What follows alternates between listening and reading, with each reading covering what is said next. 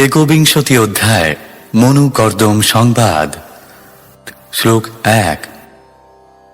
विदुर उवाच स्वायम्भुवस्य च मनोर्वंशः परमसम्मतः कथ्यताम् भगवन् यत्र मैथुनेनैधिरे प्रजाः। অনুবাদ। বিদুর বললেন, হে পূজ্য ঋষি, স্বয়ংভুব মনুর বংশ অত্যন্ত সম্মানযুক্ত। এই বংশে মিথুন ধর্মের দ্বারা যেভাবে প্রজাবৃদ্ধি প্রাপ্ত হয়েছে, দয়া করে তা বর্ণনা করুন। তাৎপর্য: সুসন্তান উৎপাদনের জন্য যে নিয়ন্ত্রিত যৌন জীবন তা গ্রহণীয়। প্রকৃতপক্ষে বিদুর যৌন জীবনে লিপ্ত ব্যক্তিদের ইতিহাস শুনতে চাননি।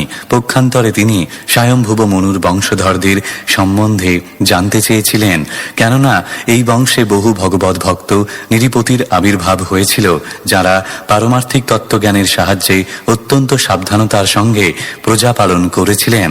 তাই তাঁদের কার্যকলাপের ইতিহাস শুনে মানুষ জ্ঞানের আলোকে উদ্ভাসিত হতে পারেন।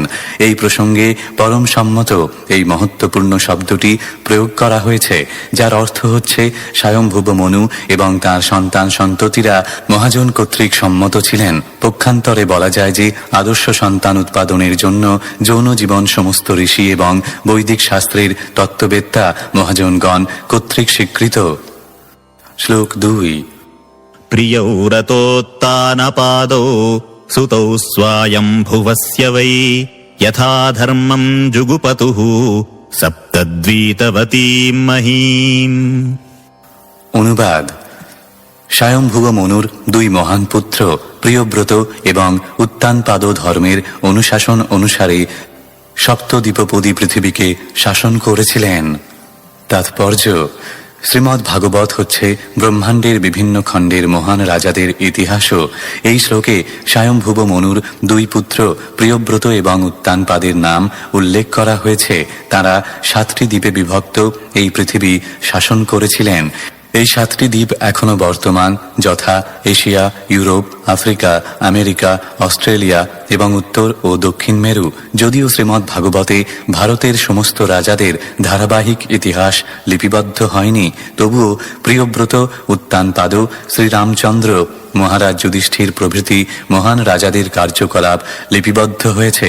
কেননা এই প্রকার পুণ্যবান রাজাদের কার্যকলাপ শ্রবণযোগ্য এবং তাদের ইতিহাস পাঠ করে মানুষ লাভবান হতে পারে। শ্লোক 3। तस्य वै दुहिता ब्रह्मम् देवहूतीति विश्रुता पत्नी प्रजापतेरुक्ता कर्दमस्य त्वया नघा। অনুবাদ। হে পবিত্র ব্রাহ্মণ, হে নিষ্পাপ, আপনি দেবহূতি নামক তাঁর কন্যার বিষয় বর্ণনা করেছেন, যিনি ছিলেন প্রজাপতি কর্দমের পত্নী। তাৎপর্য: এখানে স্বয়ংভুব মনুর কথা বলা হচ্ছে, কিন্তু ভগবদ গীতায় আমরা বৈবস্বত মনুর সম্বন্ধে শুনেছি। বর্তমান যুগটি বৈবস্বত মনুর যুগ। স্বয়ংভুব মনু পূর্বে পৃথিবী শাসন করেছিলেন এবং তার ইতিহাস বরাহ কল্প থেকে, বা যখন ভগবান শ্রী বরাহরূপে আবির্ভূত হয়েছিলেন তখন থেকে শুরু হয়। ব্রহ্মার এক দিনে 14 মনুর আবির্ভাব হয় এবং প্রতিটি মনুর জীবদ্দশায় কোনো বিশেষ ঘটনা ঘটে। ভগবদ গীতায় বর্ণিত বৈবস্বত মনু স্বয়ংভুব মনু থেকে ভিন্ন। শ্লোক 4। तस्यां स वै महायोगी युक्तायां योगलक्षणैः ससर्जकतिधा वीर्यम् तन्मे शुश्रूषवे वदा। অনুবাদ। সেই মহাযোগী যোগের অষ্টসিদ্ধি সমন্বিতা রাজকন্যার মাধ্যমে কত সন্তান উৎপাদন করেছিলেন, শ্রবণেচ্ছু আমাকে দয়া করে আপনি তা বলুন। তাৎপর্য: এখানে বিদুর কর্দম মুনি তাঁর পত্নী দেবহূতি এবং তাঁদের সন্তানদের সম্বন্ধে প্রশ্ন করেছেন। এখানে বর্ণনা করা হয়েছে যে দেবহূতিও অষ্টাঙ্গ যোগ সাধনে অত্যন্ত নিপুণ ছিলেন। অষ্টাঙ্গ যোগের 8টি অঙ্গ হচ্ছে: 1. যম বা ইন্দ্রিয় সংযম, 2. নিয়ম বা নিষ্ঠা সহকারে শাস্ত্রবিধি অনুশীলন, 3. আসন বা বিভিন্ন প্রকার অঙ্গভঙ্গির অভ্যাস, 4. প্রাণায়াম বা শ্বাস প্রশ্বাসের নিয়ন্ত্রণ, 5. প্রত্যাহার বা ইন্দ্রিয়ের বিষয় থেকে ইন্দ্রিয় সমূহকে প্রত্যাহার, 6. ধ্যান বা মনের একাগ্রতা, 7. ধারণা বা মনোনিবেশ এবং 8 সমাধি বা আত্ম উপলব্ধি। সমাধির পর 8টি পূর্ণ অবস্থা রয়েছে, যেগুলিকে বলা হয় যোগসিদ্ধি। পতি এবং পত্নী, কর্দম এবং দেবহূতি উভয়ই যোগ অনুশীলনে পারদর্শী ছিলেন। পতি ছিলেন মহাযোগী এবং পত্নী ছিলেন যোগলক্ষণ বা যোগসিদ্ধির লক্ষণ সমন্বিতা। তারা যুক্ত হয়ে সন্তান উৎপাদন করেছিলেন। পূর্বে মহর্ষি এবং মহাত্মাগণ জীবনের সিদ্ধি লাভের পর সন্তান উৎপাদন করতেন। তাছাড়া তারা কঠোর নিষ্ঠা সহকারে ব্রহ্মচর্যের ব্রত পালন করতেন। আত্ম উপলব্ধি এবং যোগের সিদ্ধি লাভের জন্য ব্রহ্মচর্য পালন করা পরম আবশ্যক। নিজের খেয়াল খুশি মতো ইন্দ্রিয় তৃপ্তি সাধন করে যাওয়া এবং সেই সঙ্গে কোনো প্রতারককে ধনসম্পদ দান করার মাধ্যমে মহাযোগী হওয়ার কথা বৈদিক শাস্ত্রে কোথাও বর্ণনা করা হয়নি। শ্লোক 5। रुचिर्यो भगवान् ब्रह्मन् दक्षो वा ब्रह्मणः सुतः यथा ससर्ज भूतानि लब्ध्वा भार्यां च मानवीम्। অনুবাদ: হে পবিত্র ঋষি, কৃপা করে আমাকে বলুন, ব্রহ্মার পুত্র দক্ষ এবং রুচি স্বয়ংভুব মনুর অন্য 2 কন্যাকে পত্নী রূপে প্রাপ্ত হয়ে কিভাবে সন্তান উৎপাদন করেছিলেন। তাৎপর্য: সৃষ্টির আদিতে যে সমস্ত মহাপুরুষেরা প্রজাবৃদ্ধি করেছিলেন তাদের বলা হয় প্রজাপতি। ব্রহ্মাও তাঁর কয়েকজন পুত্রের মতো প্রজাপতি নামে পরিচিত। স্বয়ংভুব মনুও ব্রহ্মার আর এক পুত্র দক্ষের মতো প্রজাপতি নামে পরিচিত। স্বয়ংভুব মনুর 2 কন্যা হচ্ছেন আকুতি এবং প্রসূতি। প্রজাপতি রুচি আকুতিকে বিবাহ করেন এবং দক্ষ প্রসূতিকে বিবাহ করেন। এই 2 দম্পতি এবং তাদের সন্তানেরা সমগ্র ব্রহ্মাণ্ডকে পূর্ণ করার জন্য অসংখ্য প্রজা সৃষ্টি করেন। বিদুরের প্রশ্ন ছিল, সৃষ্টির আদিতে কিভাবে তারা প্রজা সৃষ্টি করেছিলেন। শ্লোক 6। मैत्रेय उवाच प्रजा सृजेति भगवान् कर्दमो ब्रह्मणोदितः सरस्वत्यां तपस्तेपे सहस्राणां समादशा। অনুবাদ: মহর্ষি মৈত্রেয় উত্তর দিয়েছিলেন, প্রজা সৃষ্টি করার জন্য ব্রহ্মার দ্বারা আদিষ্ট হয়ে পরম পূজ্য কর্দম মুনি 10,000 বছর ধরে সরস্বতী নদীর তীরে তপস্যা করেছিলেন। তাৎপর্য: এখানে বোঝা যায় যে কর্দম মুনি সিদ্ধি লাভের পূর্বে 10,000 বছর ধরে যোগ অনুশীলন করেছিলেন।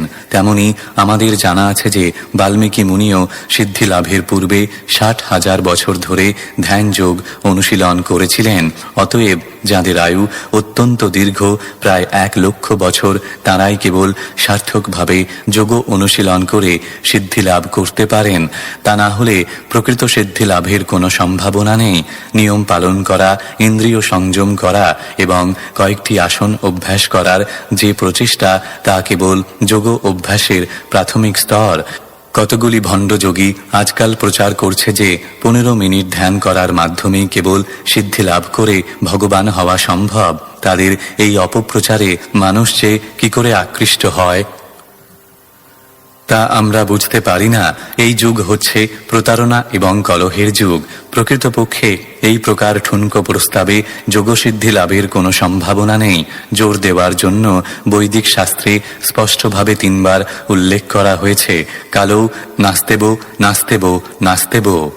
এই কলিযুগে ভগবানের দিব্য নাম কীর্তন ছাড়া আর কোনো গতি নেই, আর কোনো গতি নেই, আর কোনো গতি নেই। শ্লোক 7। ततः समाधियुक्तेन क्रियायोगेन कर्दमः सम्प्रपेदे हरिं भक्त्या प्रपन्नवरदाशुषम्। অনুবাদ: মহর্ষি কর্দম সমাধিস্থ হয়ে ভক্তিমূলক সেবার মাধ্যমে সেই তপশ্চর্যা অনুশীলন করার সময় শরণাগতদের সমস্ত বর আশু প্রদানকারী পরমেশ্বর ভগবানের আরাধনা করেছিলেন। তাৎপর্য: ধ্যান করার উদ্দেশ্য এখানে বর্ণনা করা হয়েছে। কর্দম মুনি 10,000 বছর ধরে ধ্যান যোগের অনুশীলন করেছিলেন কেবল পরমেশ্বর ভগবান শ্রীহরির প্রসন্নতা বিধানের জন্য। তাই কেউ যোগ অনুশীলন করুন অথবা পরমেশ্বর ভগবানকে জানবার উদ্দেশ্যে জ্ঞানের অনুশীলন করুন, তাদের সেই প্রচেষ্টা অবশ্যই ভগবদ্ ভক্তি সমন্বিত হওয়া কর্তব্য। ভগবত ভক্তি ব্যতীত কোনো কিছুই পূর্ণ হতে পারে না। সিদ্ধি এবং আত্ম উপলব্ধির লক্ষ্য হচ্ছে পরমেশ্বর ভগবান। ভগবদ গীতার ৬ষ্ঠ পরিচ্ছেদে স্পষ্টভাবে উল্লেখ করা হয়েছে যে যিনি নিরন্তর কৃষ্ণ ভক্তি পরায়ণ তিনিই হচ্ছেন সর্বশ্রেষ্ঠ যোগী। পরমেশ্বর ভগবান শ্রীহরি তাঁর শরণাগত ভক্তদের সমস্ত বাসনাও পূর্ণ করেন। যথার্থ সিদ্ধি লাভ করার জন্য কেবল পরমেশ্বর ভগবান শ্রীহরি বা শ্রীকৃষ্ণের শ্রীপাদপদ্মে শরণাগত হতে হয়। ভগবত ভক্তি বা কৃষ্ণ ভাবনাময় কার্যকলাপ হচ্ছে সরাসরি পন্থা, এবং অন্যান্য সমস্ত পন্থা যদিও বৈদিক শাস্ত্রে অনুমোদিত হয়েছে, কিন্তু সেইগুলি পরোক্ষ। এই কলিযুগের মানুষেরা যেহেতু অল্পবুদ্ধি সম্পন্ন, দরিদ্র এবং নানা রকম দুঃখ দুর্দশায় জর্জরিত, তাই সরাসরি পন্থাটি পরোক্ষ পন্থা থেকে বিশেষভাবে অধিক কার্যকর। তাই শ্রীচৈতন্য মহাপ্রভু সর্বশ্রেষ্ঠ উপহার দান করে গেছেন। এই কলিযুগে পারমার্থিক সিদ্ধি লাভের জন্য কেবল ভগবানের দিব্য নাম কীর্তন করতে হবে। সম্প্রপেদে হরিম কথাটির অর্থ হচ্ছে কর্দম মুনি পরমেশ্বর ভগবানকে তাঁর প্রেমময় সেবার মাধ্যমে বিভিন্নভাবে সন্তুষ্ট করেছিলেন। ভগবত ভক্তিকে ক্রিয়া যোগেন শব্দের দ্বারাও ব্যক্ত করা হয়েছে। কর্দম মুনি কেবল ধ্যানই করেননি, তিনি ভক্তিমূলক সেবাতেও যুক্ত ছিলেন। যোগ অনুশীলন বা ধ্যানে সিদ্ধি লাভের জন্য অবশ্যই শ্রবণ, কীর্তন, স্মরণ আদি ভগবত ভক্তির অঙ্গগুলির অনুশীলন করতে হয়। স্মরণও হচ্ছে ধ্যান, কিন্তু কাকে স্মরণ করতে হবে? স্মরণ করতে হবে পরমেশ্বর ভগবানকে। কেবল ভগবানকে স্মরণ করাই নয়, তাঁর কার্যকলাপের কথা অবশ্যই শ্রবণ করতে হবে এবং তাঁর মহিমা কীর্তন করতে হবে। এই সমস্ত তত্ত্ব প্রামাণিক শাস্ত্রে রয়েছে। 10,000 বছর ধরে বিভিন্ন প্রকার ভক্তিমূলক সেবা সম্পাদনের পর কর্দম মুনি ধ্যানের সিদ্ধিপ্রাপ্ত হয়েছিলেন, কিন্তু তা এই কলিযুগে সম্ভব নয়, কেননা এই যুগে মানুষের পক্ষে 100 বছর বাঁচাও দুষ্কর। বর্তমান সময়ে যোগের বিভিন্ন বিধিবিধান কঠোরভাবে পালন করে সিদ্ধি লাভ করা কার পক্ষে সম্ভব? অধিকন্তু সিদ্ধি তারাই লাভ করতে পারেন যারা হচ্ছেন শরণাগত আত্মা। যেখানে ভগবানের কোনো উল্লেখ নেই সেখানে শরণাগতি কিভাবে সম্ভব? আর যদি পরমেশ্বর ভগবানেরই ধ্যান না করা হয় তাহলে যোগ অনুশীলনের সম্ভাবনা কোথায়? দুর্ভাগ্যবশত এই যুগের মানুষেরা, বিশেষ করে আসরিক ভাবাপন্ন, তারা প্রতারিত হতে চায়। তাই পরমেশ্বর ভগবান তাদের সেই বাসনা পূর্ণ করার জন্য বড় বড় প্রতারকদের প্রেরণ করেন, যারা যোগের নামে তাদের বিপথে পরিচালিত করে তাদের জীবন ব্যর্থ করে তাদের সর্বনাশ করে। তাই ভগবদ গীতার 16 পরিচ্ছেদের 17 শ্লোকে স্পষ্টভাবে উল্লেখ করা হয়েছে যে অহংকারে মত্ত দুষ্কৃতকারীরা অবৈধভাবে সঞ্চিত ধনের গর্বে গর্বিত হয়ে প্রামাণিক শাস্ত্রের অনুসরণ না করে যোগের অনুশীলন করে। তারা প্রতারিত হতে অভিলাষী নিরীহ মানুষদের থেকে চুরি করা ধনের গর্বে অত্যন্ত গর্বিত। শ্লোক 8। तावत् प्रसन्नो भगवान् पुष्कराक्षः कृते युगे दर्शयामास तं क्षत्तः शाब्दं ब्रह्म दधद्वपुः। অনুবাদ: তখন সত্যযুগে পদ্মলোচন পরমেশ্বর ভগবান কর্দম মুনির প্রতি প্রসন্ন হয়ে তাকে তাঁর চিন্ময় স্বরূপ দেখিয়েছিলেন, যা কেবল বেদের মাধ্যমেই জানা যায়। তাৎপর্য: এখানে দুইটি বিষয় অত্যন্ত তাৎপর্যপূর্ণ। প্রথমটি হচ্ছে যে কর্দম মুনি সত্যযুগের শুরুতে যখন মানুষের আয়ু ছিল 1,00,000 বছর তখন যোগসিদ্ধি লাভ করেছিলেন। কর্দম মুনি সিদ্ধি লাভ করেছিলেন এবং ভগবান তাঁর প্রতি প্রসন্ন হয়ে তাঁর কাছে তাঁর রূপ প্রকাশ করেছিলেন, যা কোনো রকম কাল্পনিক নয়। কখনো কখনো নির্বিশেষবাদীরা পরামর্শ দেয় যে মানুষ তার কল্পনা অনুসারে অথবা যে রূপ তার ভালো লাগে সেই অনুসারে কোনো রূপের ধ্যান করতে পারে, কিন্তু এখানে স্পষ্টভাবে উল্লেখ করা হয়েছে যে ভগবান কর্দম মুনিকে যে রূপ দেখিয়েছিলেন তা বৈদিক শাস্ত্রে বর্ণিত হয়েছে। শাব্দং ব্রহ্ম, ভগবানের রূপ বৈদিক শাস্ত্রে স্পষ্টভাবে উল্লেখ করা হয়েছে। কর্দম মুনি ভগবানের কোনো কাল্পনিক রূপ সৃষ্টি করেননি, যে কথা পাষণ্ডীরা ঘোষণা করে। তিনি প্রত্যক্ষভাবে পরমেশ্বর ভগবানের সচ্চিদানন্দ ঘন স্বরূপ দর্শন করেছিলেন। শ্লোক 9। सतं विरजमर्काभं सितपद्मोत्पलस्रजं স্নিগ্ধলীলালকৌরাতবক্ত্রাব্জম বিরজোম্বরম। অনুবাদ: কর্দম মুনি জড় কলুষ রহিত সূর্যের মতো উজ্জ্বল শ্বেত পদ্ম এবং কুমুদ মালায় বিভূষিত পরমেশ্বর ভগবানের নিত্যরূপ দর্শন করেছিলেন। ভগবানের পরনে ছিল নির্মল পীতবসন এবং তাঁর পদ্ম সদৃশ সুন্দর মুখমণ্ডল কুঞ্চিত কালো কেশদামের দ্বারা সুশোভিত ছিল। শ্লোক 10। কিরীটিনম কুণ্ডলিনম শঙ্খচক্রগদাধরম শ্বেতোৎপলক্রীডনকম মনস্পর্শস্মিতে ক্ষণম। অনুবাদ: তিনি কিরীট এবং কর্ণকুণ্ডলে শোভিত, তার 3 হাতে শঙ্খ চক্র এবং গদা বিরাজমান এবং চতুর্থ হস্তে শ্বেত উৎপলরূপ ক্রীড়নক শোভমান। তার হাস্যোজ্জ্বল দৃষ্টি সমস্ত ভক্তের হৃদয় হরণ করে। শ্লোক 11। विन्यस्तचरणाम्भोजमसन्देशे गरुत्मतः दृष्ट्वा खेव स्थितं वक्षः श्रियं कौस्तुभकन्धरम्। অনুবাদ: তার বক্ষে শ্রীবৎস চিহ্ন, গলদেশে কৌস্তব মণি এবং তিনি গরুড়ের স্কন্ধে তার চরণোদ্দয় স্থাপন করে আকাশে দণ্ডায়মান ছিলেন। তাৎপর্য: 9 থেকে 11 শ্লোকে ভগবানের চিন্ময় নিত্যরূপের যে বর্ণনা, তা প্রামাণিক বৈদিক শাস্ত্রের বর্ণনা বলে বুঝতে হবে। এই বর্ণনা অবশ্যই কর্দম মুনির কল্পনা নয়, ভগবানের অলঙ্করণ জড়ধারণার অতীত, যে কথা শঙ্করাচার্যের মতো নির্বিশেষবাদীও স্বীকার করেছেন। জড় সৃষ্টির সঙ্গে পরমেশ্বর ভগবান নারায়ণের কোনো সম্পর্ক নেই। ভগবানের চিন্ময় বৈচিত্র্য, তাঁর দেহ, তাঁর রূপ, তাঁর বসন, তাঁর নির্দেশ, তাঁর বাণী জড়া প্রকৃতির সৃষ্টি নয়, তা সবই বৈদিক শাস্ত্রে প্রতিপন্ন হয়েছে। যোগ অনুশীলনের দ্বারা কর্দম মুনি পরমেশ্বর ভগবানকে প্রত্যক্ষভাবে তাঁর স্বরূপে দর্শন করেছিলেন। 10,000 বছর ধরে যোগ অনুশীলন করার পর ভগবানের কোনো কাল্পনিক রূপ দর্শন করার কোনো অর্থ হয় না। তাই যোগসিদ্ধির চরম পরিণতি শূন্য বা নির্বিশেষ নয়। পক্ষান্তরে যোগের সিদ্ধি তখনই লাভ হয় যখন বাস্তবিকভাবে পরমেশ্বর ভগবানের নিত্যরূপ দর্শন করা যায়। কৃষ্ণ ভাবনার উদ্দেশ্য হচ্ছে প্রত্যক্ষভাবে শ্রীকৃষ্ণের রূপ দর্শন করা। প্রামাণিক বৈদিক শাস্ত্র ব্রহ্মসংহিতায় শ্রীকৃষ্ণের রূপের বর্ণনা করা হয়েছে। তার ধাম চিন্তামণির দ্বারা রচিত এবং ভগবান সেখানে শত সহস্র গোপীগণ দ্বারা সেবিত হয়ে একজন গোপবালক রূপে তাঁর লীলাবিলাস করেন।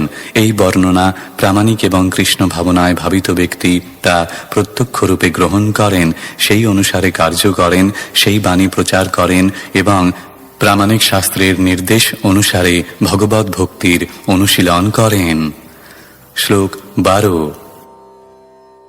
जातहर्षोपतन्मूर्ध्ना क्षितौ लब्धमनोरथः गीर्भिस्त्वभ्यगृणात् प्रीतिः स्वभावात्मा कृताञ्जलिः। অনুবাদ: কর্দম মুনি যখন সাক্ষাৎভাবে পরমেশ্বর ভগবানকে দর্শন করলেন, তখন তাঁর দিব্য মনোবাসনা পূর্ণ হওয়ায় তিনি অত্যন্ত প্রসন্ন হয়েছিলেন। তিনি তাঁর মস্তক অবনত করে ভূমিতে বিলুণ্ঠিত হয়ে ভগবানের শ্রীপাদপদ্মে প্রণতি নিবেদন করেছিলেন। তাঁর হৃদয় স্বাভাবিকভাবেই ভগবৎ প্রেমে পূর্ণ ছিল এবং তিনি কৃতাঞ্জলিপূর্বক ভগবানের স্তব করে তাঁকে প্রসন্ন করেছিলেন। তাৎপর্য: ভগবানের সবিশেষ রূপ দর্শন করা যোগের সর্বোচ্চ সিদ্ধি। ভগবদ্গীতার 6ষ্ঠ পরিচ্ছেদে যোগ সাধনার বর্ণনা করে সবশেষে বলা হয়েছে যে পরমেশ্বর ভগবানের সবিশেষ রূপের উপলব্ধি হচ্ছে যোগের সিদ্ধি। আসন তথা অন্যান্য পন্থা অভ্যাস করার পর অবশেষে সমাধির স্তর লাভ হয়।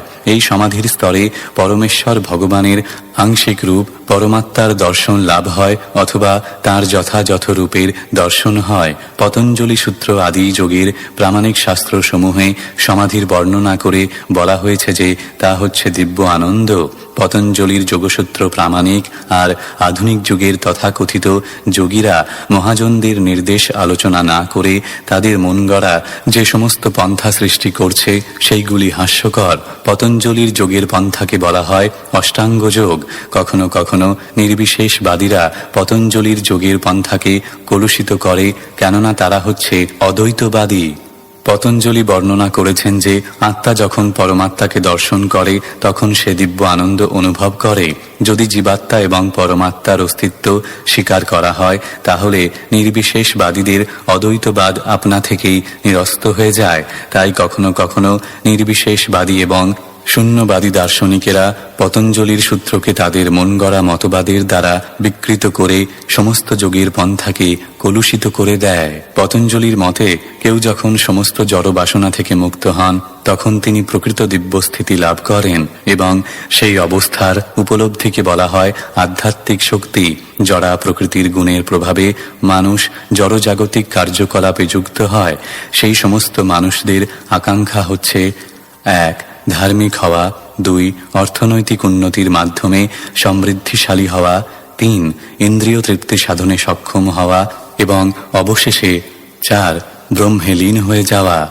নির্বিশেষবাদীদের মতে যোগী যখন তার স্বতন্ত্র অস্তিত্ব হারিয়ে ব্রহ্মে লীন হয়ে যায় তখন সে কৈবল্য নামক সর্বোচ্চ স্তর লাভ করে। কিন্তু প্রকৃতপক্ষে কৈবল্য হচ্ছে পরমেশ্বর ভগবানকে উপলব্ধির স্তর। পরমেশ্বর ভগবান পূর্ণরূপে চিন্ময় এবং পূর্ণ আত্ম উপলব্ধির স্তরেই কেবল ভগবানকে উপলব্ধি করা যায়। তা হৃদয়ঙ্গম করার নাম হচ্ছে কৈবল্য।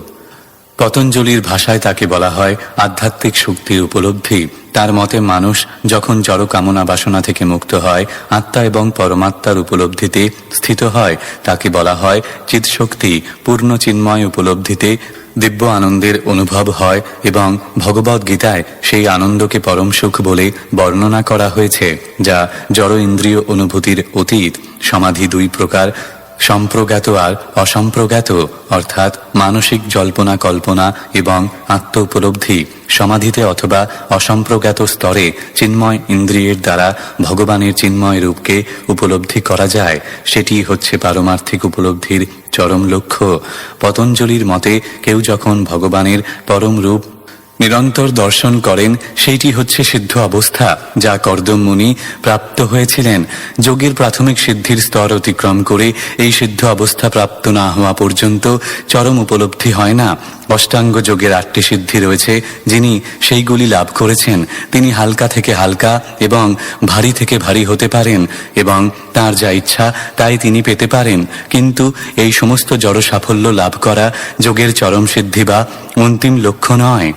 যোগের অন্তিম লক্ষ্য এখানে বর্ণনা করা হয়েছে। কর্দম মুনি পরমেশ্বর ভগবানকে তাঁর নিত্য স্বরূপে দর্শন করেছিলেন। ভগবত ভক্তি শুরু হয় জীবাত্মার সঙ্গে পরমাত্মা বা কৃষ্ণ এবং কৃষ্ণ ভক্তের সম্পর্ক স্থাপনের মাধ্যমে, এবং কেউ যখন সেই স্তর প্রাপ্ত হন তখন আর তার অধঃপতনের কোনো প্রশ্ন ওঠে না। যোগ পদ্ধতির মাধ্যমে কেউ যদি সাক্ষাৎভাবে পরমেশ্বর ভগবানকে দর্শন করতে চান অথচ সেই সঙ্গে কোনো রকম ভৌতিক শক্তি লাভ করার প্রতিও আকৃষ্ট হয়ে পড়েন তাহলে তার প্রগতি রুদ্ধ হয়ে যায়।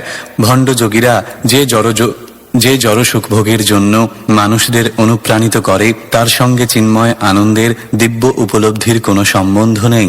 ভক্তি যোগের প্রকৃত ভক্তেরা দেহ ধারণের জন্য যতটুকু ভৌতিক বস্তুর প্রয়োজন কেবল ততটুকুই গ্রহণ করেন। তারা ইন্দ্রিয় সুখভোগের সমস্ত আড়ম্বর থেকে সম্পূর্ণভাবে নিরস্ত থাকেন। পরমেশ্বর ভগবানকে দর্শন করার জন্য তারা সব রকম দুঃখ কষ্ট সহ্য করতে প্রস্তুত থাকেন। শ্লোক 13। ऋषिरुवाच जुष्टम् बताद्याखिल सत्त्वराशेः सांसिध्यमक्ष्णोस्तव दर्शनान्नः यद्दर्शनम् जन्मभिरीड्य सद्भिराशासते योगिनो रूढयोगाः। অনুবাদ। মহর্ষি কর্দম বললেন, হে পরম আরাধ্য ভগবান, সমস্ত অস্তিত্বের উৎস আপনাকে দর্শন করে আমার চক্ষুদয় আজ পূর্ণরূপে সার্থক হল। মহান যোগীরা জন্ম জন্মান্তর ধরে গভীর ধ্যানের মাধ্যমে আপনার চিন্ময় রূপ দর্শন করার আকাঙ্ক্ষা করেন। তাৎপর্য: পরমেশ্বর ভগবানকে এখানে সমস্ত সত্ত্বগুণ এবং সমস্ত আনন্দের উৎস বলে বর্ণনা করা হয়েছে। সত্যগুণে অবস্থিত না হওয়া পর্যন্ত প্রকৃত আনন্দ লাভ করা যায় না।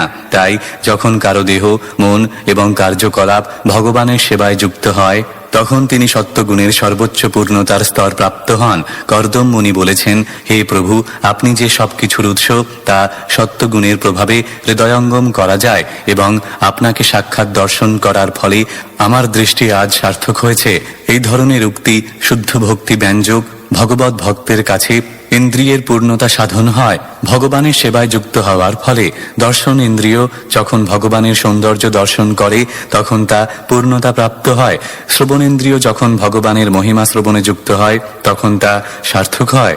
রসনেন্দ্রিয় যখন ভগবানের প্রসাদ আস্বাদন করে তখন তা সার্থক হয়। সমস্ত ইন্দ্রিয়গুলি যখন পরমেশ্বর ভগবানের সম্পর্কে যুক্ত হয় তখন তার সেই পূর্ণতাকে বলা হয় ভক্তিযোগ, যার অর্থ হচ্ছে জড় বিষয় থেকে ইন্দ্রিয়গুলিকে প্রত্যাহার করে ভগবানের সেবায় সেইগুলিকে যুক্ত করা। কেউ যখন জীবনের বদ্ধ অবস্থা থেকে সর্বতোভাবে মুক্ত হয়ে পূর্ণরূপে ভগবানের সেবায় যুক্ত হন তখন তার সেই সেবাকে বলা হয় ভক্তিযোগ। কর্দম মুনি স্বীকার করেছেন যে ভক্তিযোগে সাক্ষাৎ ভগবানকে দর্শন করাই হচ্ছে দৃষ্টির সার্থকতা। কর্দম মুনি দর্শনের এই সর্বোচ্চ পূর্ণতা সম্বন্ধে অতি স্তুতি করেননি। তিনি প্রমাণ দিয়েছেন যে যারা প্রকৃতপক্ষে যোগে উন্নত তারা জন্ম জন্মান্তরে পরমেশ্বর ভগবানের এই রূপ দর্শন করার অভিলাষ করেন। তিনি কোনো মিথ্যা যোগী ছিলেন না। যারা প্রকৃতই মহান তারা কেবল ভগবানের নিত্য রূপ দর্শন করার কামনা করেন। শ্লোক 14। ये मायया ते हतमेधसत्वत् पादारविन्दम् भवसिन्धुपोतम् उपासते कामलवाय तेषाम् राशीश कामान्निरयेऽपि ये स्युः। অনুবাদ: আপনার শ্রীপাদ পদ্ম সংসার সমুদ্র উত্তীর্ণ হওয়ার আদর্শ তরণী। মায়ার প্রভাবে যাদের বুদ্ধিভ্রষ্ট হয়েছে কেবল তারাই নারকীদেরও প্রাপ্য অনিত্য ইন্দ্রিয় সুখের জন্য সেই পাদপদ্মের আরাধনা করে। কিন্তু হে প্রভু, আপনি এতই দয়াময় যে এমনকি তাদের প্রতিও কৃপা বর্ষণ করেন।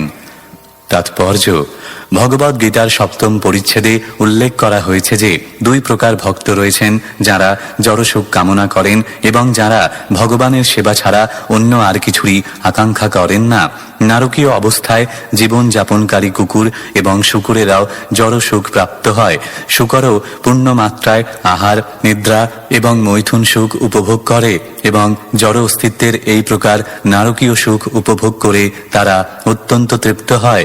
আধুনিক যুগের যোগীরা উপদেশ দেয় যে যেহেতু ইন্দ্রিয় রয়েছে তাই সেইগুলিকে কুকুর বিড়ালের মতো পূর্ণ মাত্রায় উপভোগ করা অবশ্য কর্তব্য, কিন্তু তা সত্ত্বেও মানুষ যোগ অনুশীলন করে যেতে পারে।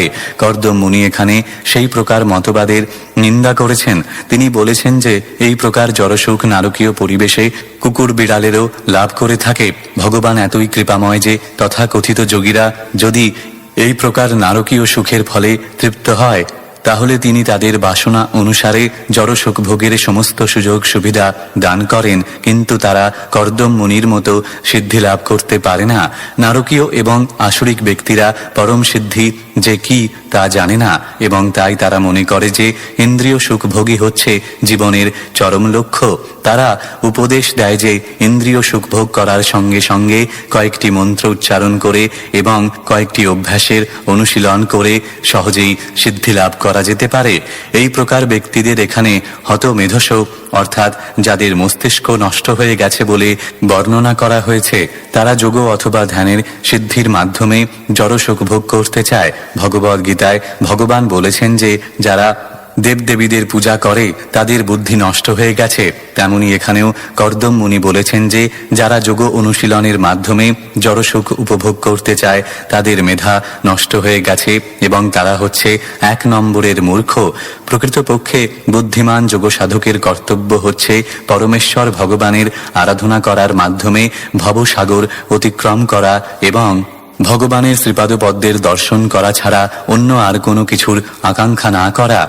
কিন্তু ভগবান এতই কৃপাময় যে এমনকি আজও যাদের মেধা নষ্ট হয়ে গিয়েছে তারাও বিড়াল কুকুর অথবা শুকর শরীর লাভ করে ইন্দ্রিয় তৃপ্তি সাধন এবং যৌন সুখ উপভোগ করার বর লাভ করে।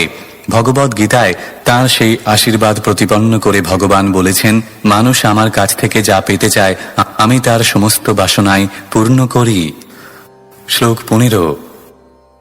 তথা সচাহম পরিবোঢুকামহ সমানশীলাম গৃহমেধধেনুম উপেয়িবান্মূলমশেষমূলম দুরাশয়ঃ কামদুঘাঙ্ঘ্রিপস্য। অনুবাদ: তাই কামধেনুর মতো যে আমার সমস্ত কাম বাসনা পূর্ণ করবে, সেই প্রকার আমারই মতো স্বভাব বিশিষ্টা কন্যাকে বিবাহ করার বাসনায় আমিও আপনার শ্রীপাদপদ্মের আশ্রয় অবলম্বন করেছি, কেননা আপনি কল্পবৃক্ষ সদৃশ। তাৎপর্য: যারা জড়জাগতিক লাভের জন্য ভগবানের শরণাগত হয় তাদের নিন্দা করা সত্ত্বেও কর্দম মুনি ভগবানের কাছে তার নিজের অক্ষমতা এবং আকাঙ্ক্ষার কথা ব্যক্ত করে বলেছেন, আমি যদিও জানি যে আপনার কাছ থেকে কোনো রকম জড়জাগতিক কিছু চাওয়া উচিত নয়, তবুও আমি আমার মতো স্বভাব বিশিষ্টা কন্যাকে বিবাহ করতে চাই। আমার মতো স্বভাব বিশিষ্টা কথাটি এখানে অত্যন্ত তাৎপর্যপূর্ণ। পূর্বে সমস্বভাব বিশিষ্ট বালক বালিকার বিবাহ হতো। সমস্বভাব বিশিষ্ট বালক বালিকার এই মিলনের ফলে তারা উভয়ই সুখী হতো। প্রায় 25 বছর আগেও এবং হয়তো এখনও ভারতবর্ষে পিতামাতারা কুষ্ঠি বিচার করে দেখতেন বালক এবং বালিকার মনোভাব একরকম কিনা এবং তাদের মিলন সত্যি সত্যি সম্ভব কিনা। এই বিবেচনাটি অত্যন্ত গুরুত্বপূর্ণ, কিন্তু আজকাল এই প্রকার বিবেচনা ব্যতীতই বিবাহ হচ্ছে এবং তাই বিবাহের অল্পকাল পরেই স্বামী স্ত্রীর বিচ্ছেদ হচ্ছে। পূর্বে স্বামী এবং স্ত্রী একত্রে শান্তিপূর্ণভাবে সারা জীবন যাপন করতেন, কিন্তু আজকাল তা অত্যন্ত দুষ্কর হয়ে উঠেছে। কর্দম মুনি সমস্বভাব বিশিষ্টা পত্নী আকাঙ্ক্ষা করেছিলেন, কেননা পারমার্থিক এবং জাগতিক উন্নতি সাধনের জন্য পত্নীর সহযোগিতা প্রয়োজন। বলা হয় যে পত্নী ধর্ম, অর্থ এবং কাম সম্বন্ধীয় সমস্ত বাসনা পূর্ণ করে। সুপত্নী সমন্বিত পুরুষকে ভাগ্যবান বলে বিবেচনা করা হয়। জ্যোতিষ শাস্ত্রে যে পুরুষের বহু ধনসম্পদ, সৎপুত্র এবং সুপত্নী আছে তাকে ভাগ্যবান বলে গণনা করা হয়েছে। এই তিনের মধ্যে আবার সুপত্নী সমন্বিত পুরুষকে সবচাইতে ভাগ্যবান বলে বিবেচনা করা হয়েছে। বিবাহের পূর্বে তথাকথিত সৌন্দর্য অথবা ইন্দ্রিয় তৃপ্তি সাধনের অন্যান্য আকর্ষণগুলির দ্বারা মোহিত না হয়ে সমস্বভাবশীলা পত্নী মনোনয়ন করা উচিত। শ্রীমদ্ ভাগবতের দ্বাদশ স্কন্ধে বর্ণনা করা হয়েছে যে এই কলিযুগে যৌন জীবনের ভিত্তিতে বিবাহ হবে এবং যৌন জীবন ব্যাহত হলেই বিবাহ বিচ্ছেদের প্রশ্ন উঠবে। কর্দম মুনি উমার কাছে বর প্রার্থনা করতে পারতেন, কেননা উত্তম পত্নী লাভের আশায় উমার পূজা করার নির্দেশ শাস্ত্রে দেওয়া হয়েছে। কিন্তু কর্দম মুনি পরমেশ্বর ভগবানের পূজা করাকে শ্রেয়স্কর বলে মনে করেছিলেন, কেননা শ্রীমদ্ ভাগবতে নির্দেশ দেওয়া হয়েছে যে সকাম, নিষ্কাম অথবা মুক্তিকামী ব্যক্তিরা সকলেই যেন পরমেশ্বর ভগবানের আরাধনা করেন। এই 3 শ্রেণীর ব্যক্তিদের মধ্যে এক শ্রেণী জড়জাগতিক কামনা বাসনা চরিতার্থ করার মাধ্যমে সুখী হতে চায়, দ্বিতীয়টি পরমেশ্বর ভগবানের সঙ্গে এক হয়ে যাওয়ার মাধ্যমে সুখী হতে চায় এবং অপরটি যারা হচ্ছেন আদর্শ মানুষ তারা ভগবানের ভক্ত হতে চান। ভগবত ভক্ত ভগবানের সেবা করার বিনিময়ে কোনো কিছু প্রত্যাশা করেন না, তিনি কেবল ভগবানের উদ্দেশ্যে তাঁর অপ্রাকৃত প্রেমময়ী সেবা নিবেদন করতে চান। সর্ব অবস্থাতেই সকলেরই কর্তব্য হচ্ছে পরমেশ্বর ভগবানের আরাধনা করা, কেননা তিনি সকলের বাসনা চরিতার্থ করতে পারেন। পরমেশ্বর ভগবানের আরাধনা করার লাভ এই যে জড়সুখ ভোগের বাসনা থাকলেও শ্রীকৃষ্ণের আরাধনা করার ফলে তিনি ধীরে ধীরে শুদ্ধ ভক্তে পরিণত হবেন এবং তার আর কোনো জড়জাগতিক বাসনা থাকবে না। শ্লোক 16। প্রজাপতেস্তে বচসাধীশতন্ত্য়া লোকঃ কিলায়ম কামহতোনুবদ্ধঃ অহম চ লোকানুগতো বহামি বলিং চ শুক্লানিমিষায় তুভ্যম। অনুবাদ: হে ভগবান, আপনি সমস্ত জীবাত্মাদের প্রভু এবং নেতা। আপনার পরিচালনায় সমস্ত বদ্ধ জীবেরা রজ্জুবদ্ধের মতো নিরন্তর তাদের ইন্দ্রিয় তৃপ্তি সাধনের চেষ্টায় যুক্ত। হে ধর্মমূর্তে, তাদের অনুসরণ করে আমিও শাশ্বত কালরূপী আপনাকে পূজার নৈবেদ্য নিবেদন করছি। তাৎপর্য: কঠোপনিষদে উল্লেখ করা হয়েছে যে পরমেশ্বর ভগবান হচ্ছেন সমস্ত জীবেদের নায়ক। তিনি তাদের পালক এবং তাদের সমস্ত প্রয়োজন এবং বাসনা পূরণকারী। কোনো জীবই স্বতন্ত্র নয়, সকলেই পরমেশ্বর ভগবানের করুণার উপর নির্ভরশীল। তাই বেদের নির্দেশ হচ্ছে সকলেই যেন পরম নায়ক পরমেশ্বর ভগবানের নির্দেশ অনুসারে জীবনযাপন করেন। ঈশোপনিষদ আদি বৈদিক শাস্ত্রে নির্দেশ দেওয়া হয়েছে যে সবকিছুই যেহেতু পরমেশ্বর ভগবানের, তাই কখনো অন্যের সম্পত্তি লুণ্ঠন করা উচিত নয়। পক্ষান্তরে সকলেরই কর্তব্য হচ্ছে তার নিজের বরাদ্দ উপভোগ করা। প্রতিটি জীবের সর্বশ্রেষ্ঠ উপায় হচ্ছে পরমেশ্বর ভগবানের নির্দেশ অনুসরণ করা এবং জাগতিক অথবা পারমার্থিক জীবন উপভোগ করা। প্রশ্ন উঠতে পারে, পারমার্থিক জীবনে অত্যন্ত উন্নত হওয়া সত্ত্বেও কেন কর্দম মুনি ভগবানের কাছে মুক্তির আকাঙ্ক্ষা করেননি? প্রত্যক্ষভাবে পরমেশ্বর ভগবানকে দর্শন করা সত্ত্বেও কেন তিনি জড়জাগতিক জীবন উপভোগ করতে চেয়েছিলেন? তার উত্তরে বলা যায় যে সকলেই জড়জগতের বন্ধন থেকে মুক্ত হওয়ার যোগ্য নয়। তাই প্রত্যেকের কর্তব্য হচ্ছে তার বর্তমান অবস্থা অনুসারে সুখ ভোগ করা, কিন্তু তা করতে হবে পরমেশ্বর ভগবান অথবা বৈদিক শাস্ত্রের নির্দেশ অনুসারে। বৈদিক শাস্ত্রসমূহকে পরমেশ্বর ভগবানের সাক্ষাৎ বাণী বলে বিবেচনা করা হয়। ভগবান আমাদের ইচ্ছা অনুসারে জড়জাগতিক জীবন উপভোগ করার সুযোগ সুবিধা দান করেন এবং সেই সঙ্গে তিনি বৈদিক নির্দেশ অনুসরণ করার পন্থা প্রদর্শন করেন, যাতে মানুষ ধীরে ধীরে জড়জগতের বন্ধন থেকে মুক্ত হতে পারে।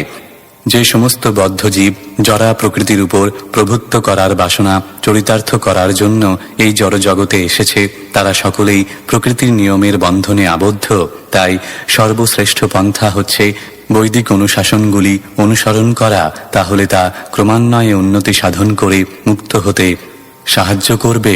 কর্দম মুনি ভগবানকে শুক্ল বলে সম্বোধন করেছেন, যার অর্থ হচ্ছে ধর্মের নায়ক। পুণ্যবান ব্যক্তিদের ধর্মের অনুশাসনগুলি পালন করা উচিত, কেননা সেই অনুশাসনগুলি ভগবান স্বয়ং দান করেছেন। কেউই ধর্ম তৈরি করতে পারে না। ধর্ম মানে হচ্ছে ভগবানের দেওয়া আইন এবং অনুশাসন। ভগবদ গীতায় ভগবান বলেছেন যে ধর্ম মানে হচ্ছে তার শরণাগত হওয়া। তাই মানুষের কর্তব্য হচ্ছে বৈদিক বিধিনিষেধ অনুসরণ করা এবং পরমেশ্বর ভগবানের শরণাগত হওয়া, কেননা মানব জীবনের পূর্ণতার সেইটি হচ্ছে চরম লক্ষ্য।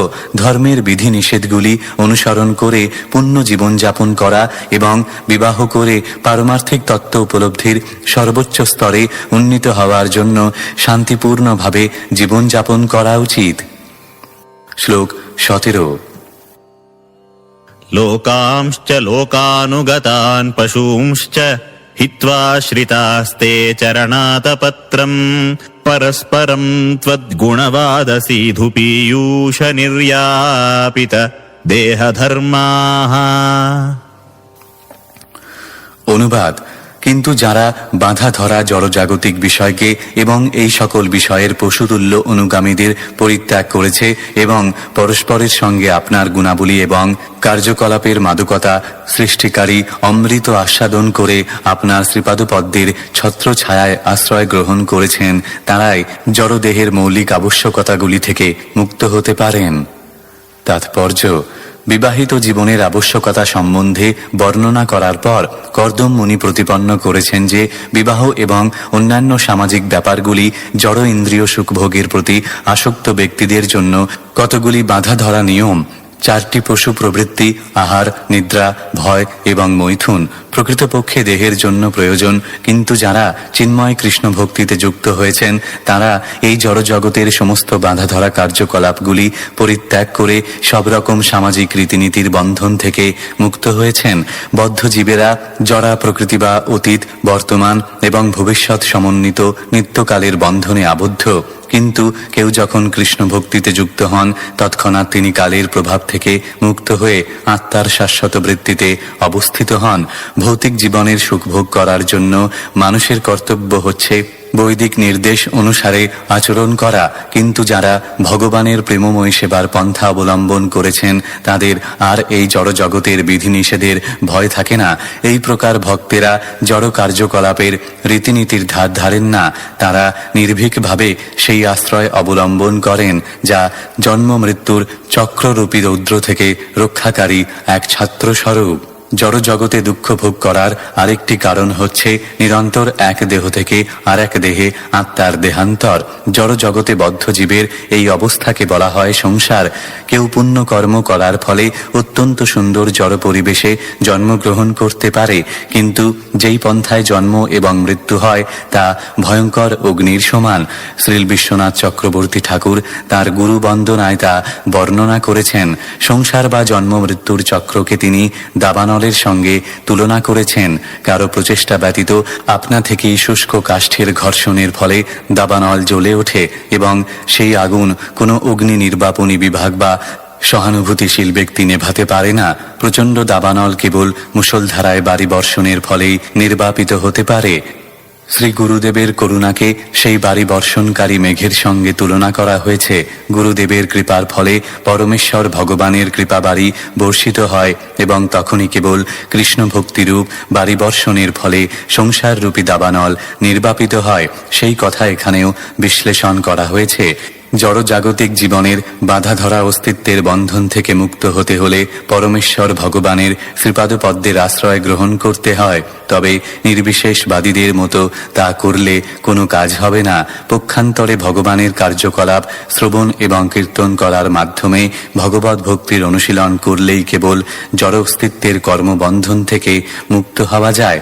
এখানে পরামর্শ দেওয়া হয়েছে যে যে সমস্ত মানুষ আহার, নিদ্রা, ভয় ও মৈথুনের বাধা ধরা পশু প্রবৃত্তিগুলিকেই মার্জিতভাবে অনুসরণ করে তথাকথিত সেই সমস্ত সভ্য মানুষদের সঙ্গ ত্যাগ করে এই জড়জগতের বদ্ধ জীবন পরিত্যাগ করা কর্তব্য। ভগবানের মহিমা শ্রবণ এবং কীর্তনকে এখানে তদ্গুণবাদ সিধু বলে বর্ণনা করা হয়েছে।